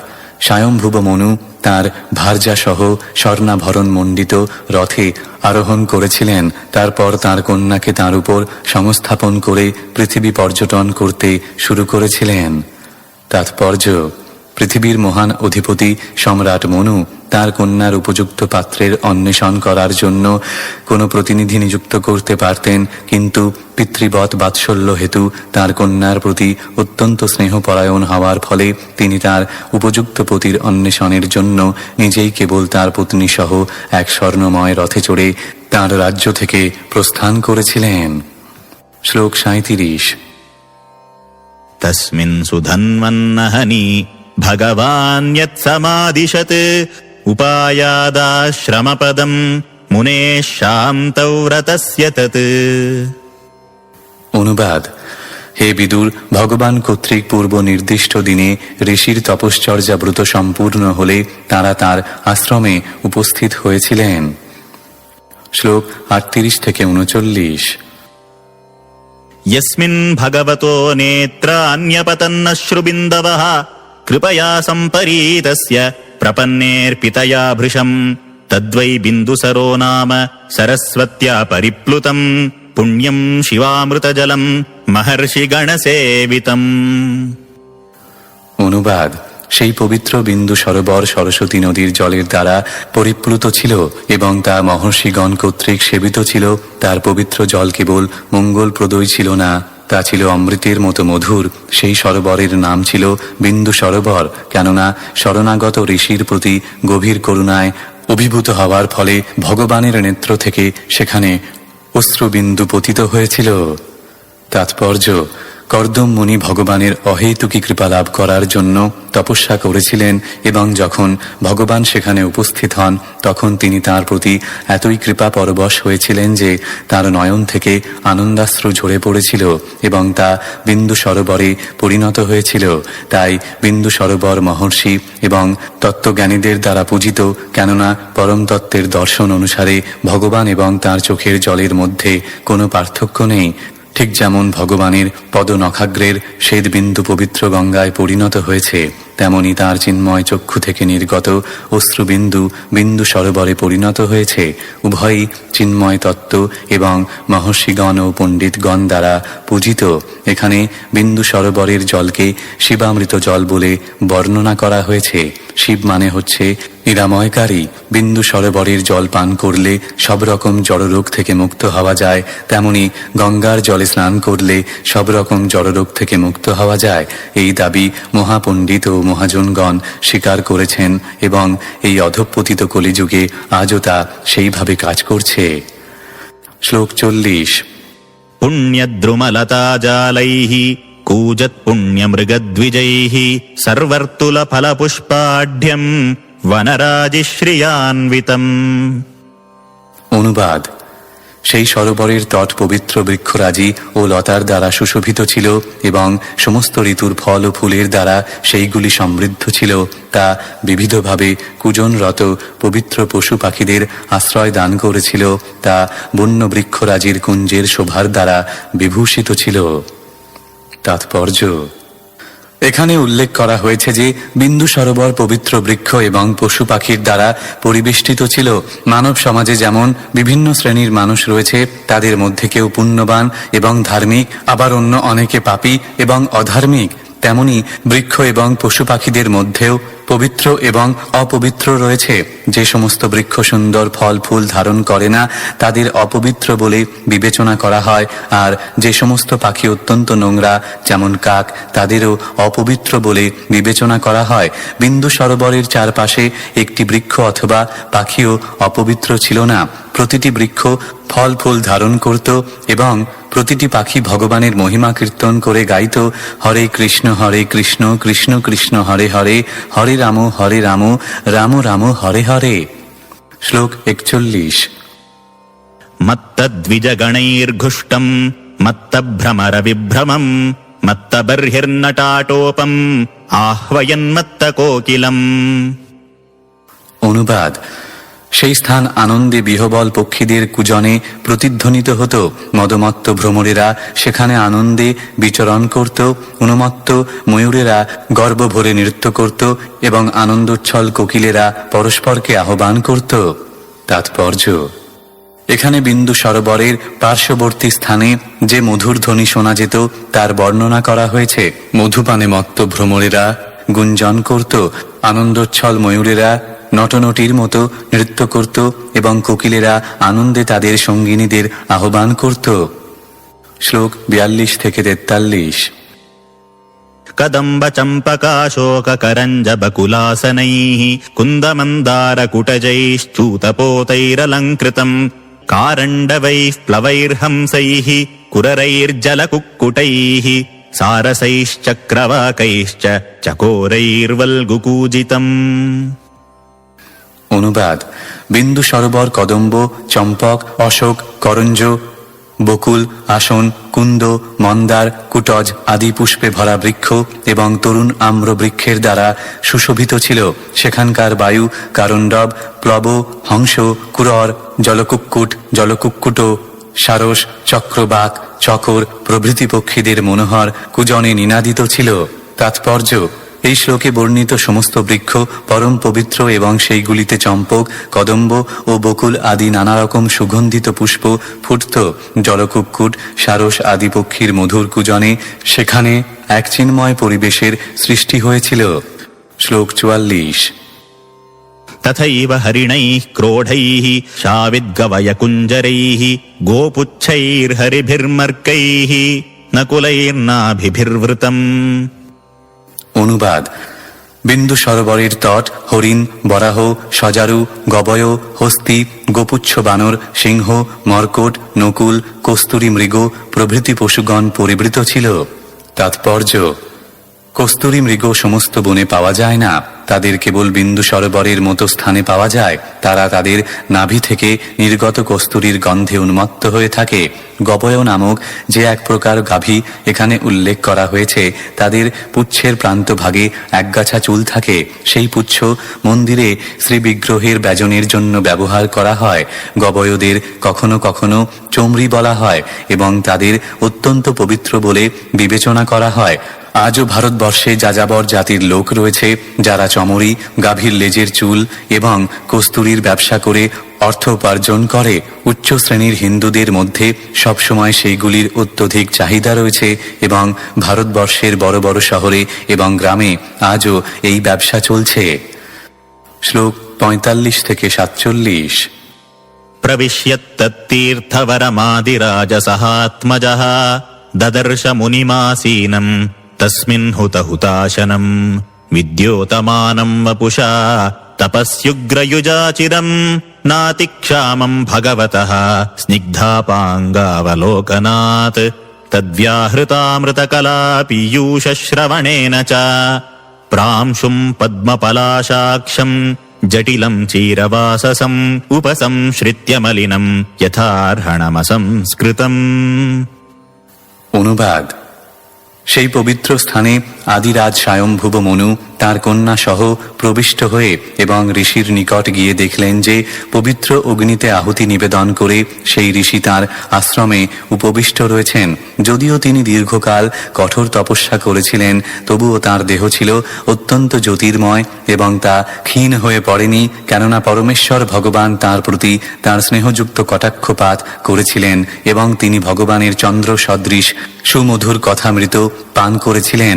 সেই ঋষির শরীর ছিল দীর্ঘ, নয়ন কমল দলের মতো বিস্তৃত, তাঁর মস্তকে জটাভার এবং পরনে চিরবসন। তাঁর সমীপবর্তী হয়ে স্বয়ম্ভুব মনু তাঁকে অশোধিত মণির মতো মলিন দেখতে পেলেন। তাৎপর্য: এখানে ব্রহ্মচারী যোগীর কিছু বর্ণনা পাওয়া যাচ্ছে। ব্রহ্মচারীর প্রথম কর্তব্য হচ্ছে সকাল বেলায় পারমার্থিক উন্নতি সাধনের জন্য পরমেশ্বর ভগবানের উদ্দেশ্যে যজ্ঞ আহুতি বা হুতহুতাসন নিবেদন করা। যারা ব্রহ্মচর্য পালনে রত তারা কখনো সকাল 7টা বা 9টা পর্যন্ত ঘুমাতে পারে না। তাদের খুব ভোরবেলা ঘুম থেকে ওঠা অবশ্যই কর্তব্য। অত্যন্ত পক্ষে সূর্যোদয়ের 1.5 ঘন্টা পূর্বে এবং ভগবানের উদ্দেশ্যে আহুতি নিবেদন করা, অথবা এই যুগে তাদের অবশ্য কর্তব্য হচ্ছে ভগবানের দিব্য নাম সমন্বিত হরে কৃষ্ণ মহামন্ত্র কীর্তন করা। শ্রী চৈতন্য মহাপ্রভুর বর্ণনা অনুসারে কলৌ নাস্তেব্য নাস্তেব্য গতির অন্যথা। এই কলিযুগে ভগবানের পবিত্র নাম কীর্তন করা ব্যতীত আর কোনো গতি নেই, আর কোনো গতি নেই, আর কোনো গতি নেই। ব্রহ্মচারীকে অবশ্যই খুব ভোরবেলা ঘুম থেকে উঠতে হয় এবং সুস্থির হয়ে ভগবানের পবিত্র নাম কীর্তন করতে হয়। ঋষির আকৃতি থেকে বোঝা যায় যে তিনি কঠোর তপস্যা করেছিলেন। সেইটি হচ্ছে ব্রহ্মচর্য পালনের লক্ষণ। কেউ যদি ভিন্নভাবে জীবনযাপন করে তাহলে তার মুখ এবং শরীরে কাম ভাব দেখা দেবে। বিদ্যত মানম শব্দটি ইঙ্গিত করে যে তার শরীরে ব্রহ্মচারীর লক্ষণ প্রকাশিত ছিল। যোগে কঠিন তপস্যা করার এটি হচ্ছে সবচাইতে বড় প্রমাণপত্র। নেশাখোর, ধূমপানাসক্ত এবং লম্পটেরা কখনো যোগ অনুশীলনের যোগ্য নয়। সাধারণত যোগীদের দেহ অত্যন্ত ক্ষীণ, কেননা তারা আরামদায়ক জীবনযাপন করে না। কিন্তু কর্দম মুনি ক্ষীণকায় ছিলেন না, কেননা তিনি পরমেশ্বর ভগবানকে সাক্ষাৎ দর্শন করেছিলেন। এখানে স্নিগ্ধাপাঙ্গা বলকনাথ শব্দটির অর্থ হচ্ছে যে তিনি ভগবানকে প্রত্যক্ষভাবে দর্শন করার সৌভাগ্য অর্জন করেছিলেন। তার স্বাস্থ্য সুন্দর ছিল, কেননা তিনি সরাসরিভাবে ভগবানের শ্রীমুখ থেকে অমৃতময় বাণী শ্রবণ করেছিলেন। তেমনি যিনি ভগবানের পবিত্র নাম সমন্বিত হরে কৃষ্ণ মহামন্ত্রের দিব্যধ্বনি শ্রবণ করেন তাঁর স্বাস্থ্য সুন্দর হয়ে ওঠে। আমরা দেখেছি যে আন্তর্জাতিক কৃষ্ণ ভাবনামৃত সংঘের সঙ্গে যুক্ত বহু ব্রহ্মচারী এবং গৃহস্থের স্বাস্থ্যের উন্নতি হয়েছে এবং তাদের মুখমণ্ডল উজ্জ্বল হয়ে উঠেছে। পারমার্থিক উন্নতি সাধনে যুক্ত ব্রহ্মচারীর স্বাস্থ্য সুন্দর এবং উজ্জ্বল হওয়া আবশ্যক। একটি অসংস্কৃত মুনির সঙ্গে যে ঋষির তুলনা করা হয়েছে তা অত্যন্ত সমীচীন হয়েছে। যদিও খনি থেকে বার করে আনা মণি অশোধিত বলে প্রতিভাত হয়, তবুও তার ঔজ্জ্বল্য রোধ করা যায় না। তেমনি কর্দম মুনি যদিও যথাযথভাবে সজ্জিত ছিলেন না এবং তার দেহ ভালোমতো পরিষ্কার ছিল না, কিন্তু সামগ্রিকভাবে তার অবয়ব ছিল একটি মণির মতো। শ্লোক 48। अथोटजमुपायातम् नृदेवम् प्रणतम् पुरः सपर्यया पर्यगृह्णात् प्रतिनन्द्यानुरूपया। অনুবাদ: রাজাকে তাঁর আশ্রমে উপস্থিত হতে দেখে এবং তাঁর সম্মুখে প্রণতি নিবেদন করতে দেখে ঋষি তাঁকে উপযুক্ত সম্মান প্রদর্শন করে আশীর্বাদ পূর্বক অভিনন্দন জানিয়েছিলেন। তাৎপর্য: স্বয়ংভুব মনু কর্দম মুনির পূর্ণ কুটিরেই কেবল যাননি, তিনি তাকে শ্রদ্ধা সহকারে প্রণতিও নিবেদন করেছিলেন। তেমনি সেই তপস্বীর কর্তব্য ছিল যারা অরণ্যে তাঁর আশ্রমে আসতেন সেই রাজাদের আশীর্বাদ করা। শ্লোক 49। गृहीतार्हणमासीनम् संयतम् प्रीणयन् मुनिः स्मरन् भगवदादेशम् इत्याह श्लक्ष्णया गिरा। অনুবাদ: ঋষির সম্মান গ্রহণ করে রাজা মৌনী ভাব অবলম্বন পূর্বক আসন গ্রহণ করেছিলেন। তখন কর্দম মুনি ভগবানের আদেশ স্মরণ করে রাজার প্রীতি উৎপাদন পূর্বক সুমধুর বাক্যে বলতে লাগলেন। শ্লোক 50।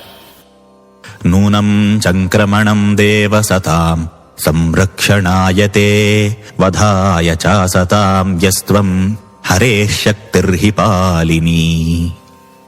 অনুবাদ: হে দেব, আপনি নিশ্চয়ই সাধুদের সংরক্ষণ এবং অসাধুদের বিনাশের জন্য এইভাবে পর্যটন করছেন, কেননা আপনি ভগবান শ্রীহরির পালনকারী শক্তির মূর্ত প্রকাশ। তাৎপর্য: বহু বৈদিক শাস্ত্র থেকে, বিশেষ করে শ্রীমদ্ ভাগবত এবং পুরাণ আদি ঐতিহাসিক শাস্ত্র থেকে জানা যায় যে পুরাকালে ধার্মিক রাজারা সৎ নাগরিকদের রক্ষা করার জন্য এবং অসাধুদের দণ্ডদান করার জন্য অথবা সংহার করার জন্য তাদের রাজ্যে পর্যটন করতেন। কখনো কখনো তারা শত্রু সংহার করার কলা অভ্যাস করার জন্য অরণ্যে পশু শিকার করতেন, কেননা এই প্রকার অভ্যাস ব্যতীত তারা দুষ্টদের সংহার করতে সক্ষম হতেন না। ক্ষত্রিয়দের এইভাবে শিক্ষাপরায়ণ হবার অনুমোদন ছিল, কেননা সৎ উদ্দেশ্য সাধনে হিংসা অবলম্বন করাই ছিল তাদের ধর্মের একটি অঙ্গ। এখানে দুইটি শব্দ স্পষ্টভাবে উল্লেখ করা হয়েছে: বধায় বধ করার উদ্দেশ্যে এবং অসতাম যারা অবাঞ্ছিত। রাজার পালনকারী শক্তিকে পরমেশ্বর ভগবানের শক্তি বলে মনে করা হয়। ভগবদ্ গীতায় অধ্যায় 4 শ্লোক 8 ভগবান বলেছেন, পরিত্রাণায় সাধুনাং বিনাশায় চ দুষ্কৃতাম। সাধুদের পরিত্রাণ করার জন্য এবং অসুরদের সংহার করার জন্য ভগবান অবতরণ করেন। তাই সাধুদের রক্ষা করা এবং অসুরদের বা দুষ্টদের সংহার করার যে শক্তি, তা ভগবানেরই শক্তি এবং রাজা অথবা রাষ্ট্রপ্রধানদের সেই শক্তি সমন্বিত হওয়াই বাঞ্ছনীয়। এই যুগে দুষ্টদের সংহার করতে দক্ষ রাষ্ট্রপ্রধান খুঁজে পাওয়া অত্যন্ত দুষ্কর। আধুনিক যুগের রাষ্ট্রনেতারা খুব আরামে তাদের প্রাসাদে বাস করে এবং অকারণে অসহায় ব্যক্তিদের সংহার করার চেষ্টা করে। শ্লোক 51। योर्केन्द्वग्नीन्द्रवायूनाम् यमधर्मप्रचेतसाम् रूपाणि स्थान आधत्से तस्मै शुक्लायते नमः। অনুবাদ: আবশ্যকতা অনুসারে আপনি সূর্য, চন্দ্র, অগ্নি, স্বর্গরাজ ইন্দ্র, বায়ু, যম, ধর্ম, বরুণ প্রভৃতির রূপ ধারণ করেন। আপনি ভগবান শ্রীবিষ্ণু ব্যতীত অন্য কেউ নন, তাই আপনাকে আমি সর্বতোভাবে নমস্কার করি। তাৎপর্য: যেহেতু কর্দম মুনি ছিলেন ব্রাহ্মণ এবং স্বয়ংভুব মনু ছিলেন ক্ষত্রিয়, তাই কর্দম মুনির রাজাকে প্রণতি নিবেদন করার কথা ছিল না, কেননা সামাজিক বিচারে তাঁর স্থান ছিল রাজার থেকে ঊর্ধ্বে। কিন্তু তিনি স্বয়ংভুব মনুকে প্রণতি নিবেদন করেছিলেন, কেননা রাজা এবং সম্রাট রূপে তিনি ছিলেন পরমেশ্বর ভগবানের প্রতিনিধি। পরমেশ্বর ভগবান সর্বদাই ব্রাহ্মণ, ক্ষত্রিয়, শূদ্র নির্বিশেষে সকলেরই পূজনীয়। পরমেশ্বর ভগবানের প্রতিনিধি রূপে রাজা সকলেরই প্রণাম্য। শ্লোক 52 থেকে 54। न यदा रथमास्थाय जयित्रम् मणिगणार्पितम् विस्फूर्जच्चण्डकोदण्डो रथेन त्रासयन्नघान् स्वसैन्यचरणक्षुण्णम् वेपयन्मण्डलम् भुवः विकर्षन् बृहतीम् सेनाम् पर्यटस्यंशुमानिव तदेव सेवतस्येवे वर्णाश्रमनिबन्धनाः भगवद्रचिता राजन् भिद्येरन् बतदस्युभिः। অনুবাদ: আপনি যদি রত্নরাজি বিভূষিত এই জয়শীল রথে আরোহণ করে ধনুকের টঙ্কারের দ্বারা ভয়ঙ্কর শব্দ করে ধর্মবিরোধী পাষণ্ডীদের ভয় উৎপাদন করে আপনার বিশাল সেনাবাহিনীর পদ প্রহারের দ্বারা ভূমণ্ডলকে কম্পিত করে সূর্যের মতো এই পৃথিবী প্রদক্ষিণ না করতেন, তাহলে স্বয়ং ভগবান কর্তৃক প্রবর্তিত বর্ণাশ্রম ধর্ম সংস্থাপক সমস্ত ধর্মনীতি দুরবৃত্ত অসুরদের দ্বারা বিনষ্ট হতো। তাৎপর্য: দায়িত্বশীল রাজার কর্তব্য হচ্ছে মানব সমাজের সামাজিক এবং আধ্যাত্মিক ব্যবস্থা রক্ষা করা। পারমার্থিক ব্যবস্থা 4টি আশ্রমে বিভক্ত: ব্রাহ্মচর্য, গৃহস্থ, বানপ্রস্থ ও সন্ন্যাস। এবং কর্ম ও গুণ অনুসারে সামাজিক ব্যবস্থা ব্রাহ্মণ, ক্ষত্রিয়, বৈশ্য ও শূদ্র এই 4টি ভাগে বিভক্ত। ভগবদ্ গীতায় বর্ণনা করা হয়েছে যে গুণ এবং কর্ম অনুসারে এই সামাজিক বিভাগ সৃষ্টি হয়েছে। দুর্ভাগ্যবশত দায়িত্বশীল রাজাদের দ্বারা উপযুক্ত সংরক্ষণের অভাব সামাজিক এবং আধ্যাত্মিক বিভাগের প্রথাটি এখন বংশগত জাতি প্রথায় পরিণত হয়েছে। কিন্তু প্রকৃত ব্যবস্থাটি সেই রকম ছিল না। মানব সমাজ মানে হচ্ছে সেই সমাজ যা পারমার্থিক উপলব্ধির পথে অগ্রসর হচ্ছে। সবচাইতে উন্নত মানব সমাজ আর্য নামে পরিচিত ছিল। আর্য মানে হচ্ছে যারা প্রগতিশীল। অতএব প্রশ্ন ওঠে, কোন সমাজ প্রগতির পথে এগিয়ে চলেছে? প্রগতি মানে অনর্থক জড়জাগতিক আবশ্যকতা সৃষ্টি করে তথাকথিত জাগতিক সুখ স্বাচ্ছন্দ্য বৃদ্ধি করার মাধ্যমে মানুষের শক্তির অপচয় করা নয়। প্রকৃত প্রগতি হচ্ছে পারমার্থিক উপলব্ধির উন্নতি সাধন, এবং যে সমাজ সেই উদ্দেশ্য সাধনে রত তাকে বলা হয় আর্য সভ্যতা। বুদ্ধিমান শ্রেণীর মানুষ ব্রাহ্মণেরা, যাদের দৃষ্টান্ত হচ্ছেন কর্দম মুনি, তাঁরা পারমার্থিক উন্নতি সাধনের কার্যে যুক্ত থাকতেন, এবং সম্রাট স্বয়ম্ভুব মনুর মতো ক্ষত্রিয়েরা রাজ্য শাসন করতেন এবং নজর রাখতেন যে পারমার্থিক উপলব্ধির পথে প্রয়োজনগুলি যাতে যথাযথভাবে সকলে লাভ করে। রাজার কর্তব্য হচ্ছে তার দেশের সর্বত্র ভ্রমণ করে দেখা যে সমস্ত ব্যবস্থা ঠিক আছে কিনা। বিদেশীদের উপর বা যারা বর্ণাশ্রম সভ্যতা অনুসরণ করে না তাদের উপর নির্ভর করার জন্য বর্ণ এবং আশ্রম ভিত্তিক ভারতীয় সভ্যতার অবনতি হয়েছে। তাই আজ বর্ণাশ্রম ব্যবস্থা অধঃপতিত হয়ে জাতি প্রথায় পরিণত হয়েছে। এখানে চতুর্বর্ণ এবং চতুরাশ্রমের ব্যবস্থা ভগবদ্রচিত বলে প্রতিপন্ন হয়েছে, যার অর্থ হচ্ছে পরমেশ্বর ভগবান তা রচনা করেছেন। ভগবদ্ গীতাতেও সেই কথা প্রতিপন্ন করা হয়েছে। চাতুর্বর্ণং ময়া সৃষ্টম। ভগবান বলেছেন যে চতুর্বর্ণ এবং চতুরাশ্রম আমার দ্বারা সৃষ্ট হয়েছে। ভগবান যা সৃষ্টি করেন তা কখনো সমাপ্ত করা যায় না অথবা আচ্ছাদন করা যায় না। মূল স্বরূপে হোক অথবা বিকৃত রূপেই হোক, বর্ণাশ্রম বিভাগ বর্তমান থাকবেই। যেহেতু পরমেশ্বর ভগবান তা সৃষ্টি করেছেন, তাই কখনো তার সমাপ্তি হবে না। তা ঠিক ভগবানের সৃষ্ট সূর্যের মতো, তাই তো থাকবে। সূর্য মেঘাচ্ছন্ন অবস্থায় হোক অথবা মেঘশূন্য অবস্থায় হোক, সবসময়ই আকাশে বিরাজমান। তেমনি বর্ণাশ্রম ধর্ম বিকৃত হয়ে বংশগত জাতি প্রথায় পরিণত হলেও প্রতিটি সমাজে বুদ্ধিমান শ্রেণীর মানুষ, সামরিক শ্রেণীর মানুষ, ব্যবসায়ী সম্প্রদায় এবং শ্রমিক সম্প্রদায় থাকবে। তা যখন পরস্পরের মধ্যে সহযোগিতার জন্য বৈদিক নিয়মের মাধ্যমে নিয়ন্ত্রিত হয়, তখন সমাজে শান্তির প্রতিষ্ঠা হয় এবং পারমার্থিক উন্নতি সাধিত হয়। কিন্তু জাতি প্রথা যখন ঘৃণা, অন্যায় আচরণ এবং পরস্পরের প্রতি অবিশ্বাসে ভরে ওঠে, তখন সেই ব্যবস্থাটি বিকৃত হয়ে যায় এবং এখানে উল্লেখ করা হয়েছে তার ফলে এক শোচনীয় অবস্থার সৃষ্টি হয়। বর্তমানে সারা পৃথিবী এক শোচনীয় অবস্থায় এসে দাঁড়িয়েছে, কেননা তা অসংখ্য অপস্বার্থকে স্বীকৃতি দিচ্ছে। বর্ণাশ্রম ব্যবস্থার অধঃপতনের ফলেই তা হয়েছে। শ্লোক 55। अधर्मश्च समेधेत लोलुपैर्व्यङ्कुशैर्नृभिः शयाने त्वयि लोकोऽयं दस्युग्रस्तो विनङ्क्ष्यति। অনুবাদ: আপনি যদি পৃথিবীর পরিস্থিতির চিন্তা ত্যাগ করেন তাহলে অধর্মের বিস্তার হবে, কেননা তখন ধন লোলুপ মানুষদের বাধা দেওয়ার মতো কেউ থাকবে না। তখন সেই সমস্ত দুরবৃত্তেরা আক্রমণ করবে এবং এই বিশ্ব বিনষ্ট হয়ে যাবে। তাৎপর্য: যেহেতু চতুর্বর্ণ এবং চতুরাশ্রমের বিজ্ঞানসম্মত বিভাগ আজ লুপ্ত হয়ে যাচ্ছে, তাই সারা বিশ্ব এখন দুরবৃত্তদের দ্বারা শাসিত হচ্ছে, যাদের ধর্ম, রাজনীতি অথবা সমাজ ব্যবস্থা সম্বন্ধে কোনো শিক্ষা নেই। তার ফলে এক শোচনীয় অবস্থার সৃষ্টি হয়েছে। বর্ণাশ্রম ব্যবস্থায় বিভিন্ন বর্ণের এবং আশ্রমের জন্য যথাযথ শিক্ষার ব্যবস্থা রয়েছে। যেমন আধুনিক যুগে ইঞ্জিনিয়ার, ডাক্তার এবং ইলেকট্রিশিয়ানদের প্রয়োজন রয়েছে এবং বিভিন্ন বৈজ্ঞানিক সংস্থা এবং বিদ্যালয় তাদের যথাযথভাবে শিক্ষা দেবার ব্যবস্থা রয়েছে। তেমনি পুরাকালে উচ্চ বর্ণের মানুষদের যথা বুদ্ধিমান শ্রেণী, শাসক শ্রেণী এবং ব্যবসায়ী শ্রেণী তাদের বর্ণের অনুকূল শিক্ষা দান করা হতো। ভগবদ্গীতায় ব্রাহ্মণ, ক্ষত্রিয়, বৈশ্য এবং শূদ্রের কর্তব্য সম্বন্ধে বর্ণনা করা হয়েছে।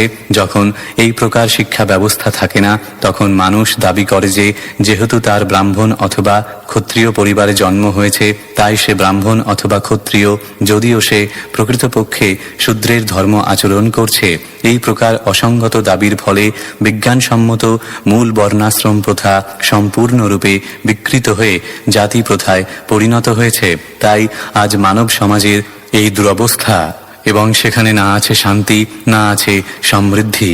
এখানে স্পষ্টভাবে উল্লেখ করা হয়েছে যে শক্তিশালী রাজার সতর্ক শাসন ব্যবস্থা না থাকলে অসৎ এবং অযোগ্য মানুষেরা সমাজে উচ্চ পদ দাবি করবে এবং তার ফলে সমাজ ব্যবস্থা বিনষ্ট হয়ে যাবে। শ্লোক 56। अथापि पृच्छे त्वां वीर यदर्थं त्वमिहागतः त्वदयं निर्व्यलीकेन प्रतिपद्यामहे हृदा। অনুবাদ: তা সত্ত্বেও আমি আপনাকে জিজ্ঞাসা করছি, হে পরাক্রমশালী রাজা, কি উদ্দেশ্য নিয়ে আপনি এখানে এসেছেন তা বলুন, আমি সর্বান্তকরণে নিষ্কপটে তা সম্পাদন করব। তাৎপর্য: কেউ যখন তার বন্ধুর গৃহে অতিথি হয়ে যায় তখন বুঝতে হবে যে নিশ্চয়ই কোনো বিশেষ উদ্দেশ্য রয়েছে। কর্দম মুনি বুঝতে পেরেছিলেন যে স্বয়ংভুব মনুর মতো একজন মহান রাজা যদিও তাঁর রাজ্যের অবস্থা পর্যবেক্ষণ করার জন্য ভ্রমণ করতে করতে তাঁর আশ্রমে এসেছেন, তবুও নিশ্চয়ই তাঁর কোনো বিশেষ উদ্দেশ্য ছিল। তাই তিনি রাজার বাসনা পূর্ণ করার জন্য নিজেকে প্রস্তুত করেছিলেন। পূর্বে ঋষিরা রাজার কাছে যেতেন এবং রাজারাও তাঁদের আশ্রমে আসতেন। সেইটি ছিল প্রচলিত প্রথা। তাঁরা পরস্পরের উদ্দেশ্য সাধন করে আনন্দিত হতেন। এই পারস্পরিক আদান প্রদানকে বলা হতো ভক্তি কার্য। ব্রাহ্মণ ও ক্ষত্রিয়ের এই পারস্পরিক সম্পর্কের বর্ণনা একটি শ্লোকে ক্ষত্রং দ্বিজোত্তম খুব সুন্দরভাবে বর্ণনা করা হয়েছে। ক্ষত্রং মানে রাজন্যবর্গ এবং দ্বিজোত্তম মানে ব্রাহ্মণ। এই দুইয়ের উদ্দেশ্য ছিল পরস্পরের হিত সাধন করা। রাজন্যবর্গ সমাজের পারমার্থিক উন্নতি সাধনের জন্য ব্রাহ্মণদের সুরক্ষা প্রদান করতেন এবং কিভাবে রাজ্য তথা নাগরিকদের পারমার্থিক উন্নতি সাধনের পথে এগিয়ে নিয়ে যাওয়া যায় সেই সম্পর্কে ব্রাহ্মণেরা রাজন্যবর্গকে মূল্যবান উপদেশ প্রদান করতেন। ইতি শ্রীমদ্ভাগবতের তৃতীয় স্কন্ধের মনুকর্দম সংবাদ নামক 21 অধ্যায়ের ভক্তি বেদান্ত তাৎপর্য।